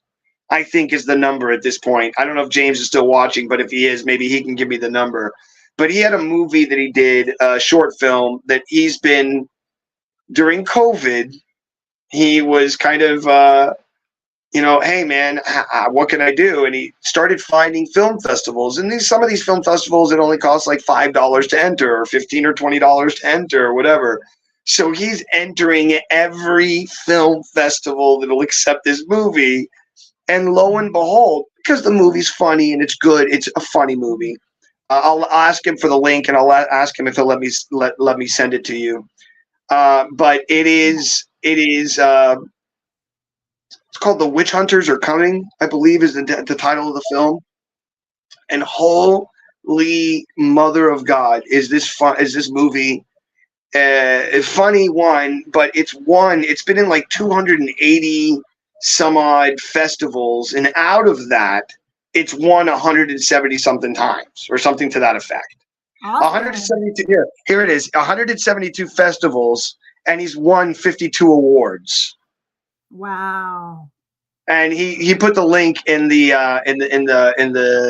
messages on Facebook for, I don't know what maybe it's a link to the movie, or maybe it's a link to the promo of it. But nonetheless, yeah, I mean, he's done absolutely amazing with it. And here's some of the photos. I believe these are from when they were shooting, and behind the scenes photos of the movie. And yeah, it's funny. It's really good. Short film about some witch hunters, and it's I don't even want to get into the whole entire thing. It is a thing, and it is great, and it's one because it's good. Like, that's all I gotta say. He might be like, no, they're just winning awards where you just enter and they give it to you no matter what because there's nobody else in that category. And I'm like, come on, dude, shut up, bro. You put it in there and you won, So say whatever you want. I don't believe you.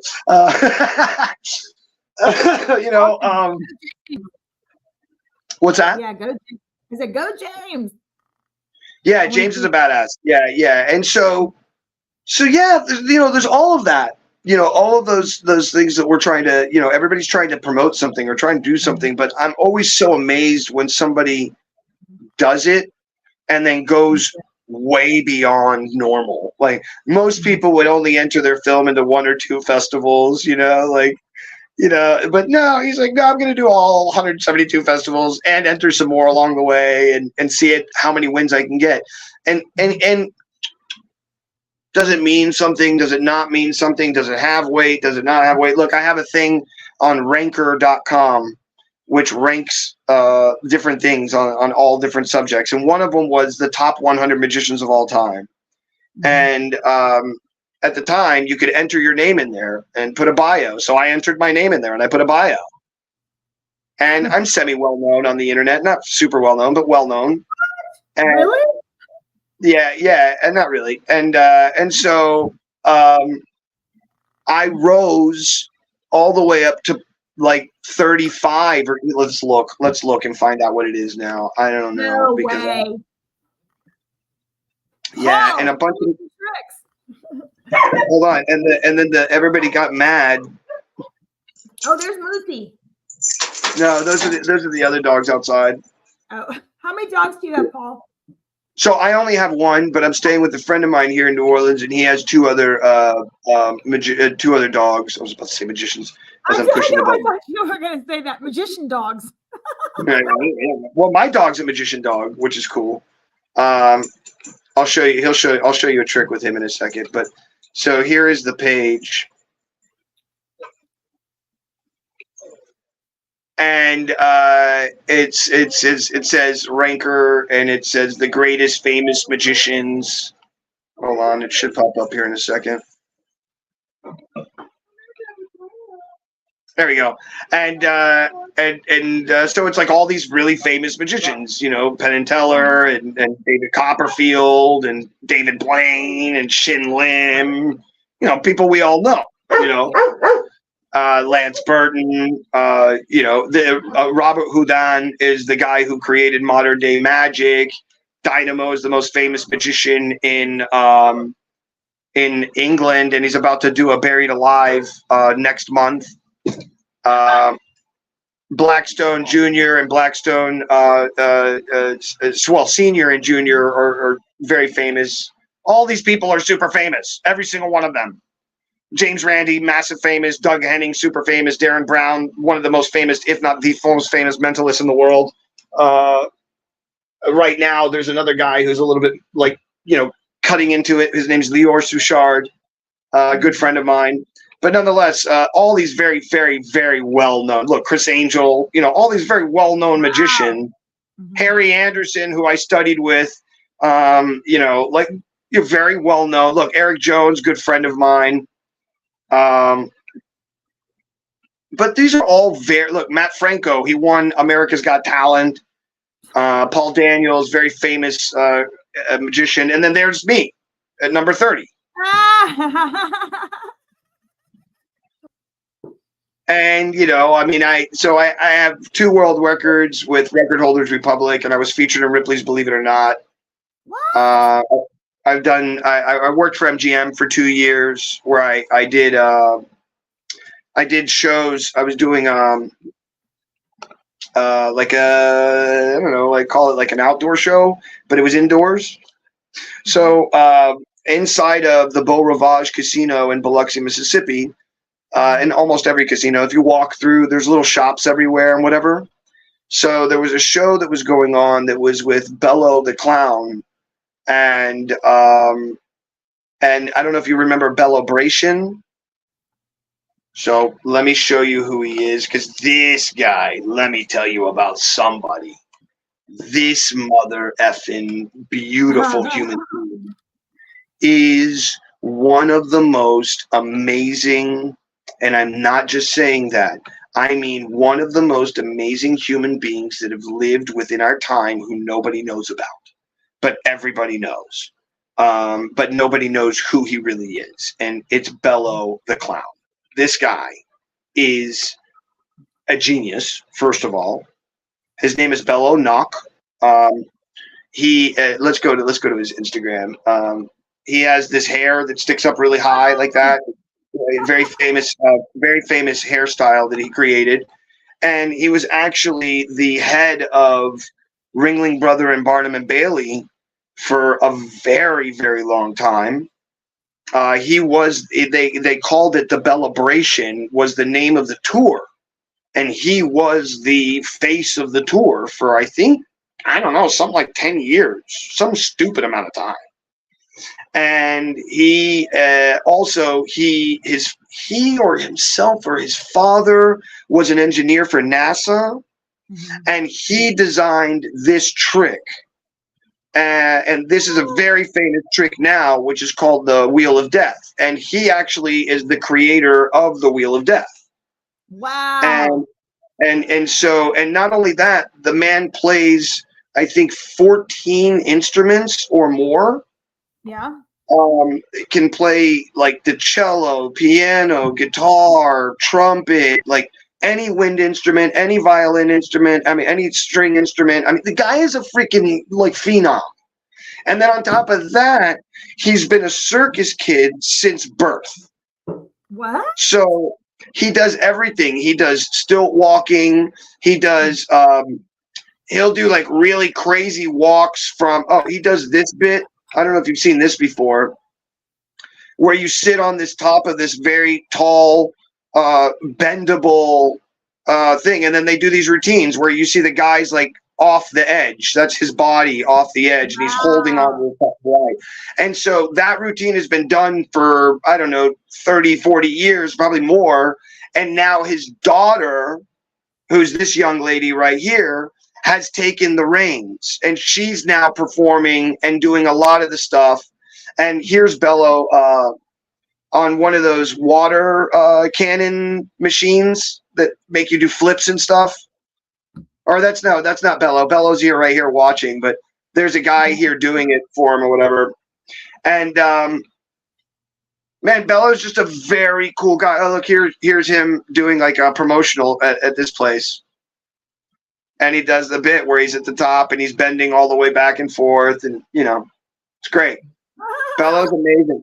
Bello's absolutely amazing.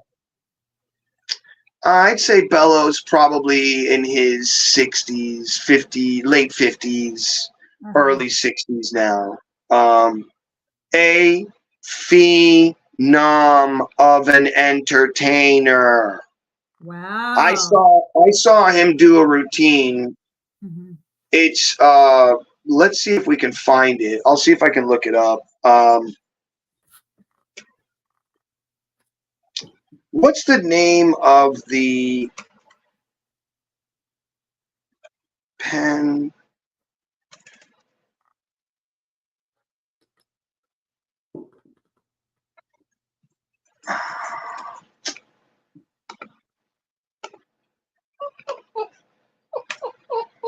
Stop it. Stop it.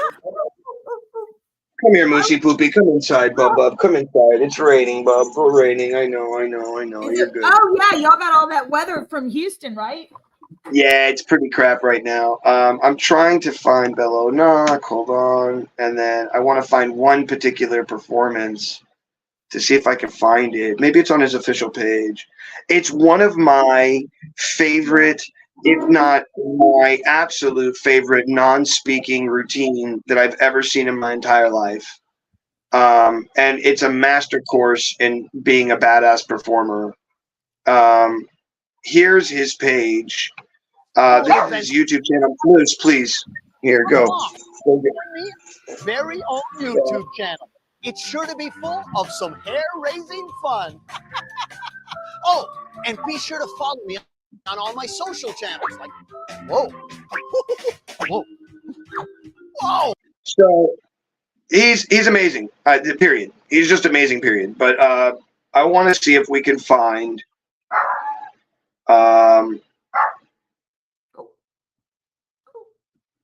this piece in particular because it's one of my favorite pieces of all time. Like I said, what's the name of the William Tell? There it is. Hold on.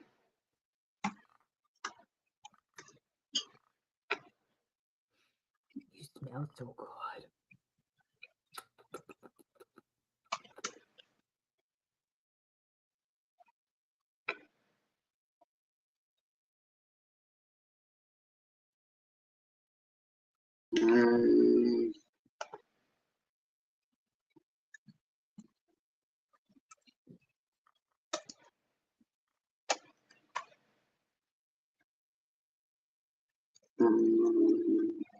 What is it? It's bow and arrow.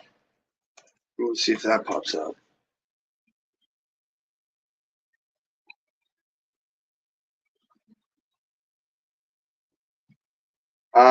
Maybe it's no. I don't want that. I want it, man. I had it at one point, and let me tell you, the routine is William Tell, and I don't know if you remember the idea of William Tell. He puts a balloon, an apple on his head, and he shoots an arrow, and the person doesn't die because he was able to shoot the arrow off his head. That's always good. But nowadays that would probably be more entertaining. Can you do that? Yeah. What? No, I mean, I don't know. We could sure try. But the story is that he goes out into the audience, and this is right as he's building. There's Bill Wyatrick. He says, "Bonjour, mon ami." Good morning, Bill. Oh, and James earlier said, "Nah, it's fucking amazing," about winning all the awards. But the story with Bello is that he goes out into the audience and he's giving everybody a high fives, and then he goes up to a very beautiful blonde, much like yourself, and he would go like this, and then they would do that, and he'd give him a high five, and then he'd go like this, and then the girl would do that, and then he would go underneath and grab their hand and pull them on stage. So because like they're like this, so he was like, oh, and then he would just grab them and bring them, and they would start walking with them on stage, and then he would go, okay, hold on, we're gonna do a thing, and he grabs a balloon and he blows it up, and then he gives it to her, and then he grabs a balloon and a long balloon, and he makes it into what looks like like a bow and arrow. He grabs one of his hairs and he ties it on the top and bottom, and he goes ring, and it bends whenever he does it each time. And then he goes to the girl and he gives her the balloon, but he gives it to her backwards. And he grabs the other balloon and he goes up and he's like, all right, go ahead, shoot it. And then obviously she's holding the bow and arrow, but it's now pointing this way instead of the right way. And he's like, shoot the arrow. And then she tries to shoot it, and he's like, oh God, we have one of those. You know, you can see it in his face kind of thing. He puts the balloon down, and he walks over to her, and he looks at everybody, and he turns the bow and arrow around, you know. And then he tells her in her ear, obviously, but he shows her how to make it work to where when you push your thumb down and you bend this way and you pull, it looks like there's an arrow inside. So she goes, oh, okay, I get it now. No, she gets it. She gets it at that point. So he walks back over and he grabs the balloon and he puts it up and he goes, okay, go ahead. And she goes, like that. And he goes, and he's like, what are you doing? What are you doing? And she's like, what? I did the thing. And he's like, oh God. And he takes the balloon and he puts it down and he walks back over and he goes, well, let me show you how you do it. And he grabs the bow and arrow and he grabs an arrow out of his back, puts it in, pulls it back, and then throws it, and then and shoots it, and then all of a sudden you hear, oh, in the back, and then some guy comes on stage and he's like, oh, and then Bella's like, oh God, I'm so sorry, you know. And so now he runs back to the balloon, and now the girl's ready, and so he goes, okay, are you ready? And she's ready, and he puts the balloon up, and she pulls the arrow out. She does it correctly, and then he's like, no, wait. He puts the balloon down. He runs back over to her, and he aims it upwards more, so it doesn't hit him in the chest, you know. And then finally he goes over. She does the thing. And it busts the balloon. The balloon pops, and in between that, right at the end when she figures it out, he goes back to the balloon, trips, and falls down on top of it. And it pops the balloon. So he's like, oh shit. And then he's like whistles to his guy, and the guy comes run up to him, and they each other and smack the balloon in between each other. So the guy has to run back, and he comes back with another balloon. And when he gives it to him, he doesn't give it to him with the string. And then all Bella's holding on to is the string, and the balloon's now up in the air. And so he's like, oh shit. He whistles to the guy again, and the guy comes out again with another balloon, and he's like, look, if this is the last one. And he goes, oh, okay. And so now he grabs it real softly, and he takes it away from him, and he goes back over to the thing, and then he puts it up, and the girl pops the balloon, and then everybody fucking claps and laughs, and he takes the balloon that she had, and he grabs another balloon and twists it real quickly and puts it all together and has a flower in his hand. And so now he pulls the flower behind his back and does a whole little thing like he's a little boy giving a girl a flower, and he gives it to her, and he goes, but no, give me a kiss on the cheek. She comes in, he gives him a kiss on the mouth, they kiss, and everybody laughs. It's a good thing. She gets the balloon, goes back to her audience. But that routine is a master course in performance. It is just, you know, every piece of it is just so absolutely beautiful. Bello Knock. Absolute genius. Okay, so can we recreate that, Paul, next week in Mexico? In Cancun, we're gonna recreate that whole routine in Cancun. Done. Let's do it. Yeah. I've got the balloons. I've got the extra guy who can be funny with us. If you and me, we go to the streets of Cancun and we do this like a street show, lady, we're gonna be rich by the end of like 20 minutes. Yeah, and let's involve somehow some tacos and some. We sell tacos on the street. We get a taco vendor to come join us while we're doing our show. Tequila, right? I'm with you, lady. I am with you.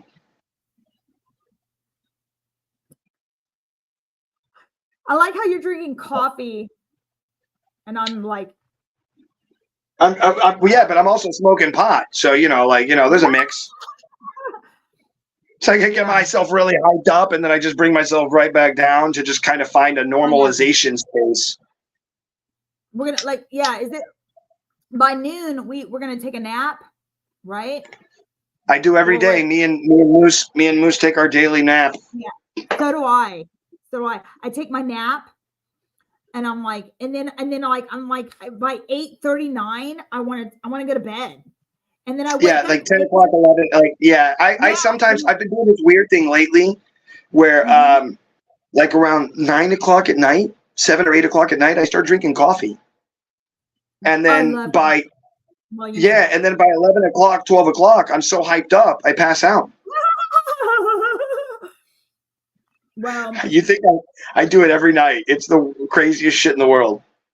I find myself, I wake up like either 2, 3, sometimes the latest 4 in the morning. I'm wide awake with so much energy. Like I've got so much energy. So I do my morning show, Coffee Talk, and I post it and it's out there. And then like I go to Pilates and I burn off all this energy. And then I, by lunchtime, I've been up since like 2, 3, or 4 in the morning. I'm thinking, hey, I'll have a bourbon. And then like well, for you, it's not like it's like 7 in the afternoon already. You've already lived an entire life. Exactly. And so it all starts over again. And somewhere in between I'll do like a little spa treatment where I go and, like what women like to do. But yeah, it's funny how. Have you ever gone to a massage and they offered you a happy ending? Oh. Because I went to a massage place and they offered me a happy ending and I didn't say no. I would not say no. I would not say no. I was actually, honestly. How much extra is that going to cost me? Right? Yeah. So listen, this is a true story. This is a true story. I went to one of these places and I didn't know that that's what this was. I thought it was a massage place. It was in a shopping mall with a supermarket, like a nail place next door, And they're like, foot massage, $15. I was like, oh, okay, well, I'll go in there. And then the lady's like, $60 for 1 hour. And I was like, $60 for an hour? It's $1 a minute. That sounds pretty fucking good. What do I know, right? Yeah. And then all of a sudden it was, do you want table shower? And I was like, the fuck is a table shower, lady? I've never heard of a table shower. I didn't know what any of this was. That's when and so she said, yes. Asians come in and they get all up on top of you and then whoa. So I didn't know this. So I said table shower. Okay, I'm all in at this point. Fuck it, I've spent $60. Yeah. So she takes me into a room and there's a bed with some kind of like the old school plastic thing that your grandma would put on top of the thing so that it couldn't. Yeah. It's like something like that, so it's like waterproof or something. Yeah. And she says, you lay down, and I'm like, what? She's like starts throwing hot water on it. And I'm like, okay, some Facebook user, we don't know who it is, but they're like, we love it. Thank you, Facebook anonymous user. Thank you, anonymous. Yeah, we like you for that. And so she says, table shower. And I'm already naked because I was ready for the massage. So, the weirdest part was she go, you come with me. And she would grab my hand and she hold my hand while she was taking me to the fucking shower. I'm like, what the fuck this is weird. This is weird. And so so she says face down, and there's a pillow for you to put your head down. And so I start, and she's giving me a shower. And full on watching me with soap like a dog at a fucking kennel. I'm on a wet that's the best explanation I can think of. I don't know what I'm doing. I'm just standing there like a dog with this is weird. Someone's washing me. I've never felt somebody wash me before. I don't know, maybe when I was a baby, but not as an adult on a weird table with fucking soap and water and oh, you just went in between my ass crack. What the fuck is this shit? Weird, right? I didn't know what was going on. It was a very weird experience. And then all of a sudden she stops and my head's still down, right? And I hear the water. And then the water gets thrown on me again and some more soap. And then out of nowhere, I feel breasts on my back. And this lady in one fell. They were really big, actually nice, full fake breasts. But that's not the point. I don't like fake breasts, but that's not the point. But all of a sudden, this woman is now fully naked on top of me, lathering me up and washing me. My toy. Hold on, I'll be right back. It was too much. You have to go pee now. I'm gonna go get. I didn't know this show was gonna go into that area, but I'll be right back. Go on, continue. This is getting good. So, anyways, no, that's the story. I'm not going to tell any more of it because whoa. But yeah. So it was a weird experience. I didn't know. I thought I was going for a massage where the lady just goes sweetest massage and does a thing and gives you like a massage for an hour and then you leave and you say thank you for the massage. It felt great. But when I'm leaving, I'm like, fuck. When do you want to get married, lady? Like I didn't know this was going to be. Like, how many sheep do I owe you? And how do I buy you out of your slavery? I don't know. It's a fuck weird situation I was in. But yeah, it was a very weird. Experience to go through that. And so that's why I ask if you've ever gone to a massage, and while you're at the massage, somehow or another, the guy. Casey comes in and goes, "That's some good weed." No, man, that was a good massage, is what that was. Yeah, let me tell you, I've had a few massages that I wanted to, just like you go in, you think it's a foot massage, and then they do this full body thing, and they're like, and then they're like, yeah, oh yeah, and they're like going up, and they're like rubbing up on your thigh, like inner thigh, and then all of a sudden it's like a slip in the noodle. Wow! Whoopsie! Little. So you're telling me that you've been at massage parlors, real ones, not like the one that I went to inside the parking lot of Randall's. No, that's actually where it was just like that. It was in a parking lot it was like in a strip center, and it says $20. It says $20 foot massage, and you and I are living fucking parallel lives, Rachel. Stop it. And they're like, take off your clothes, lady. I'm like, take off my clothes for a foot massage? All right. I'm like, fuck it. I'm like, take it off my shit. Like, I get in there and I'm like, this is gonna be the best foot massage I've ever had. They're like, and next thing you know, they got my legs pulled out. Right? They're sticking their finger in my mouth. Wow. Wow. You went to I think where you went, I don't think you went to a fucking massage bar. I think you went to a swingers bar. There's a difference. Because that's what that sounds like. No, I'm telling you, here in like, I'm not far from, I'm like in Mexico, I'm in like Israel, and I'm in fucking like Chinatown, like right where I'm at in Houston. It's like, if you go one direction, I'm telling you, you're like, it's. You make the wrong turn. You make the wrong turn. You're getting a massage by a guy who's going, whoopsie. Oh, yeah, it gets weird. I'm like, why am I paying you when I just sucked that China guy off? Like, God damn.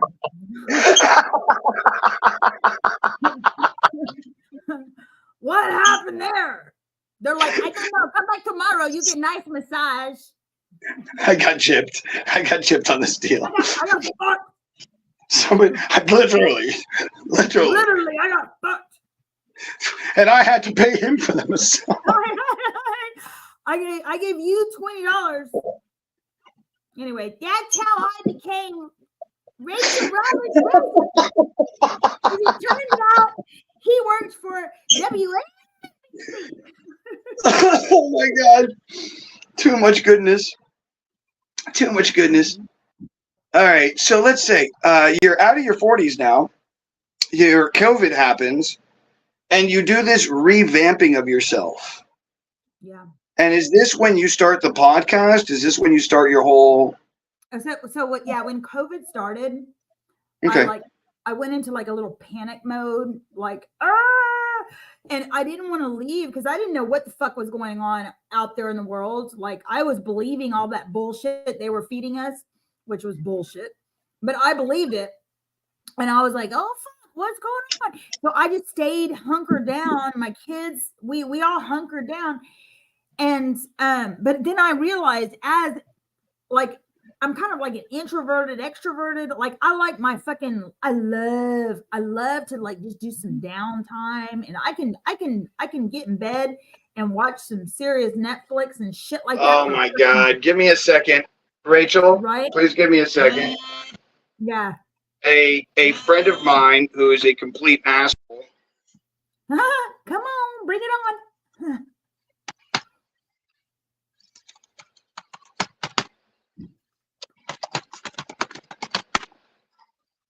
All right, give me a second. Give me a second. Don't hang up. You're gonna be on stage by yourself. So say whatever you want. Okay.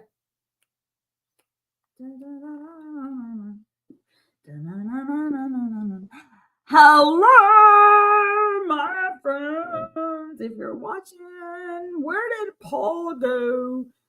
Who cares? This is the Rachel Roberts Show. I have hijacked Paul. There. Oh.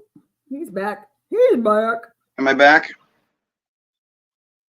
Are you You're back? Oh, Yeah, wait, I'm back. hold on. I gotta turn this one off. How did that come back on? What's going on here? Oh, I don't want to start waving out on this again. Hold on. I thought I turned off the sound. Damn it. Okay, are you there? Yes. Okay, good. We're good. Okay. I just thought for a second it was all wacky tobacco. Okay, so where were we? You're revamping yourself. You believed in all the mumbo jumbo, and then somebody called me in the middle of the show. Right when he asked me, he texted me on Facebook, "Are you done with the show?" And I write, "No, I'm in the show." And then he immediately calls me. And what happens when someone calls is that the sound on my phone cuts out, and I can't hear you anymore. So then I have to go back out and jump back in to come back here. And then I write messages like, "What the fuck? I can't believe you did that again." Because he's done it like so many times over the past 50 some odd episodes that I think I should just bring him on to make fun of him just for that. Is it Bill? Look at him. I love him. Look at there he is. He's like, "Thanks, buddy." No, he's one of my best friends. No, listen, but this motherfucker, you want to see a bad motherfucker? Oh my God, Rachel. Let me show you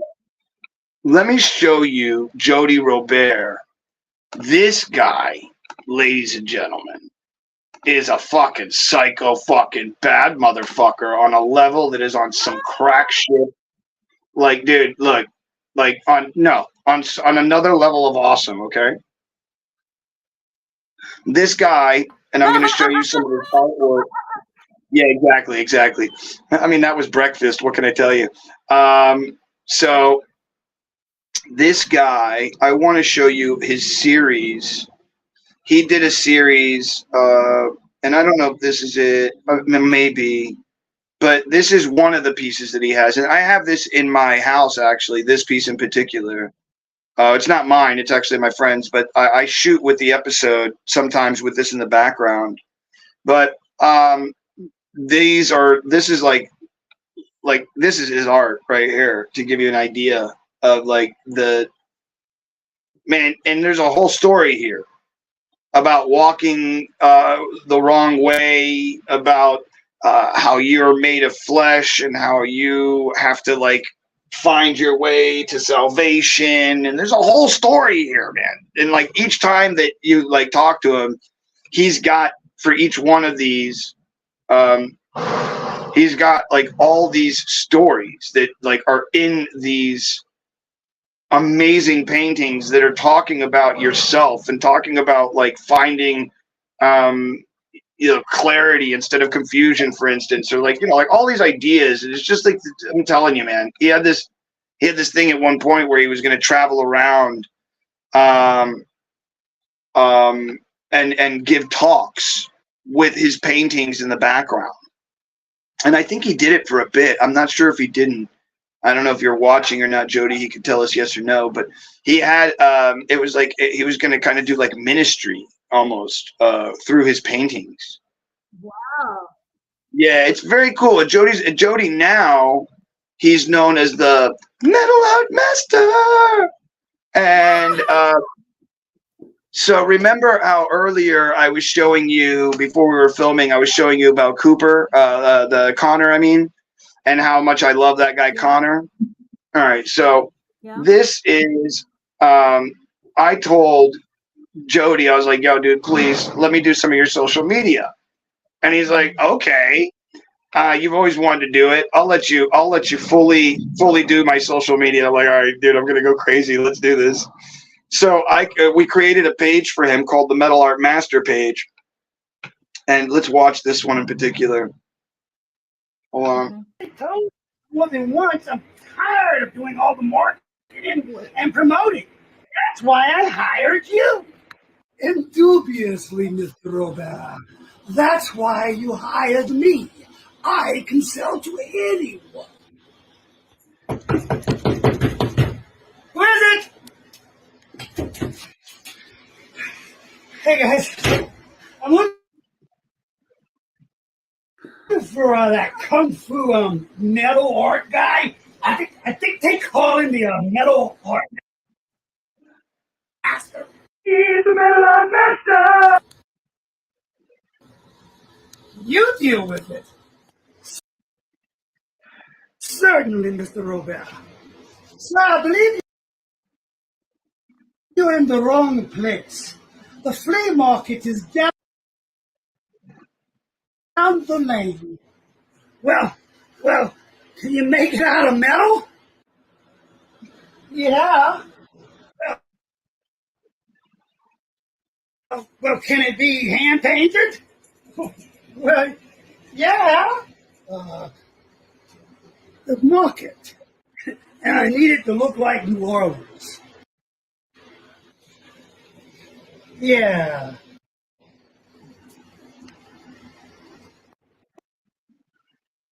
But how?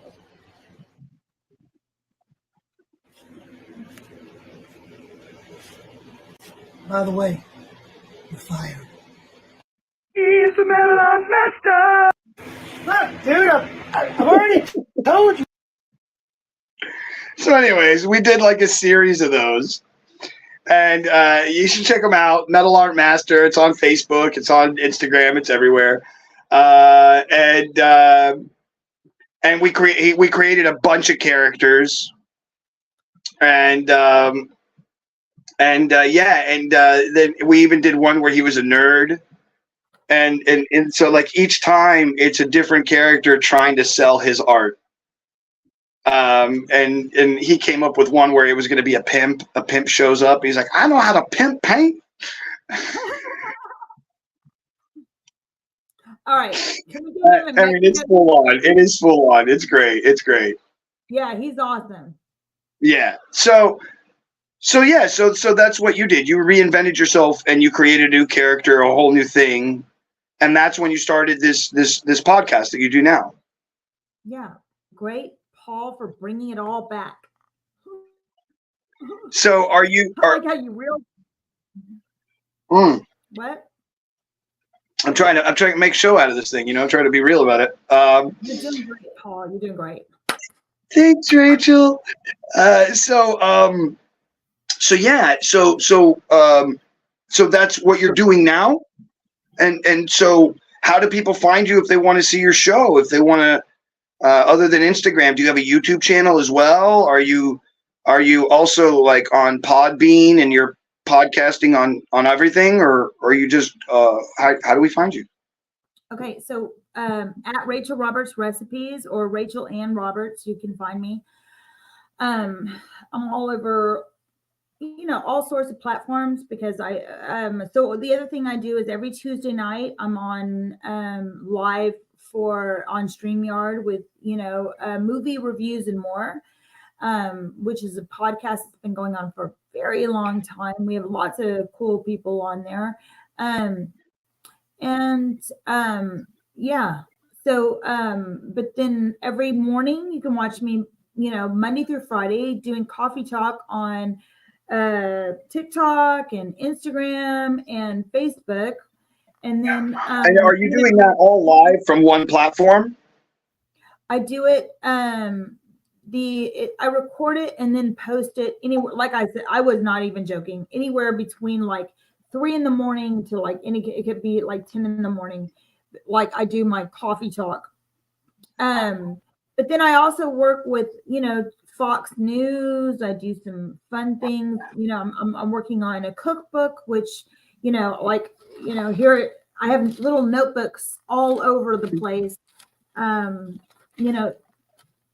Because that's really, I like to cook. So all day long, I'm outside. I've got the smoker going. That's my happy place. I'm always. No. And because of that, and you do social media so much, it was just a perfect fit. You knew what you were going to do. Bing, bang. Yeah, I love. What was the name of the other show? What was the name of the other show? If I look it up on Instagram. Which one?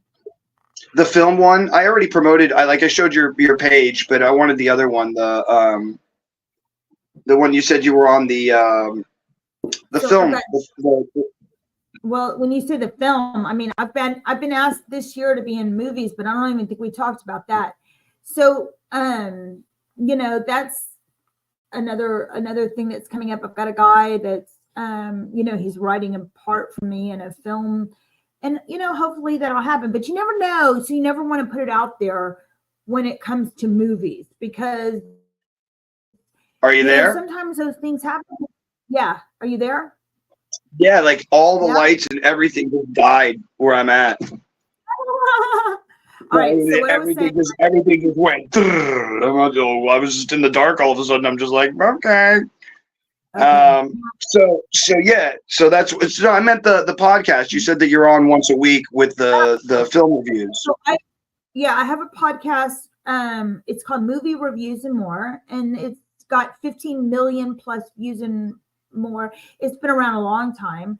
And that's every Tuesday night, 7 p.m. Central. So 5 p.m. Eastern. Right. And then, and that goes on. And then I have some other things that, a lot of other things actually. And so, movies, I've been asked to be in, a couple of movies. And so, whether or not that happens, it's, that all depends on how movies are. I have a guy that's writing a script right now, and he's writing a piece in for me. But will it go out into the universe? Who knows? All you can do at night is to pray to God that you have opportunities every single day. And that's what I do. And I want people to know that every night, whoever you want to be in life, put it out there into the universe and see what comes back. And that's truly that's my good advice. It's because I went from being a soccer mom to who I am now, which, like I said, I have my morning coffee talk show. I work, I'm doing a little stuff with movies, TV shows, lots of podcasts, a book, there's so you can become anything you want to be. And especially it's a beautiful time. All you have to do is turn on your phone, put it on yourself. And if you've got some kind of energy that people will feel, it's we want to feel that. We all want to feel that energy.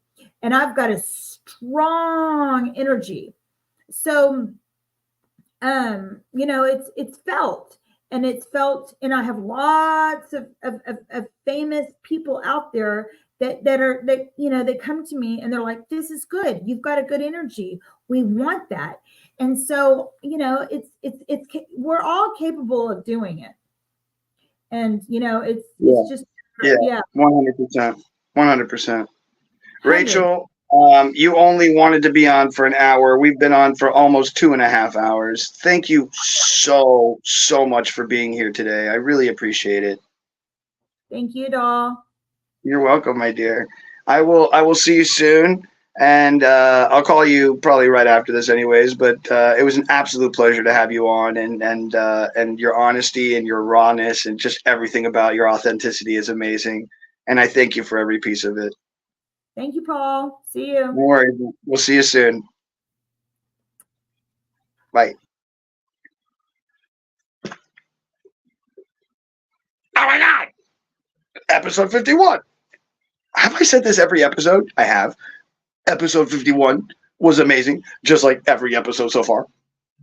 Because when you get to really know someone, just like yesterday's episode with Allah or today's episode with Rachel, when you really get to know somebody and you don't let the questions feel awkward when they may seem awkward, you just ask them. And the person's at that place with you, they will just be honest and real and cool and straight. And look at this amazingness that we just got today. So everybody, thank you very much for watching. I really appreciate you. Thank you all my sponsors. Once again, Isaac, episode 24, and Kitty, who also threw down. Thank you so much. If you want to be on Steamyard, you don't know how to do it, but you want to figure out how to use a Streamcast, use my link in the description down below. I get 20. You get 25% off, and I get some money. Everybody's happy. Yay! And with that, please, please, please, please go out into the world, do something nice for somebody else. And if you can't do something nice for yourself, it does start with you. Number 2, don't get caught up in all the crazy stuff that's going on in this world. And number 3, if you don't mind, please like, share, subscribe, send this out to somebody who'd like to see it. From the bottom of my heart, from the bottom, I really appreciate you guys. I thank you, and I will see you all on the other side.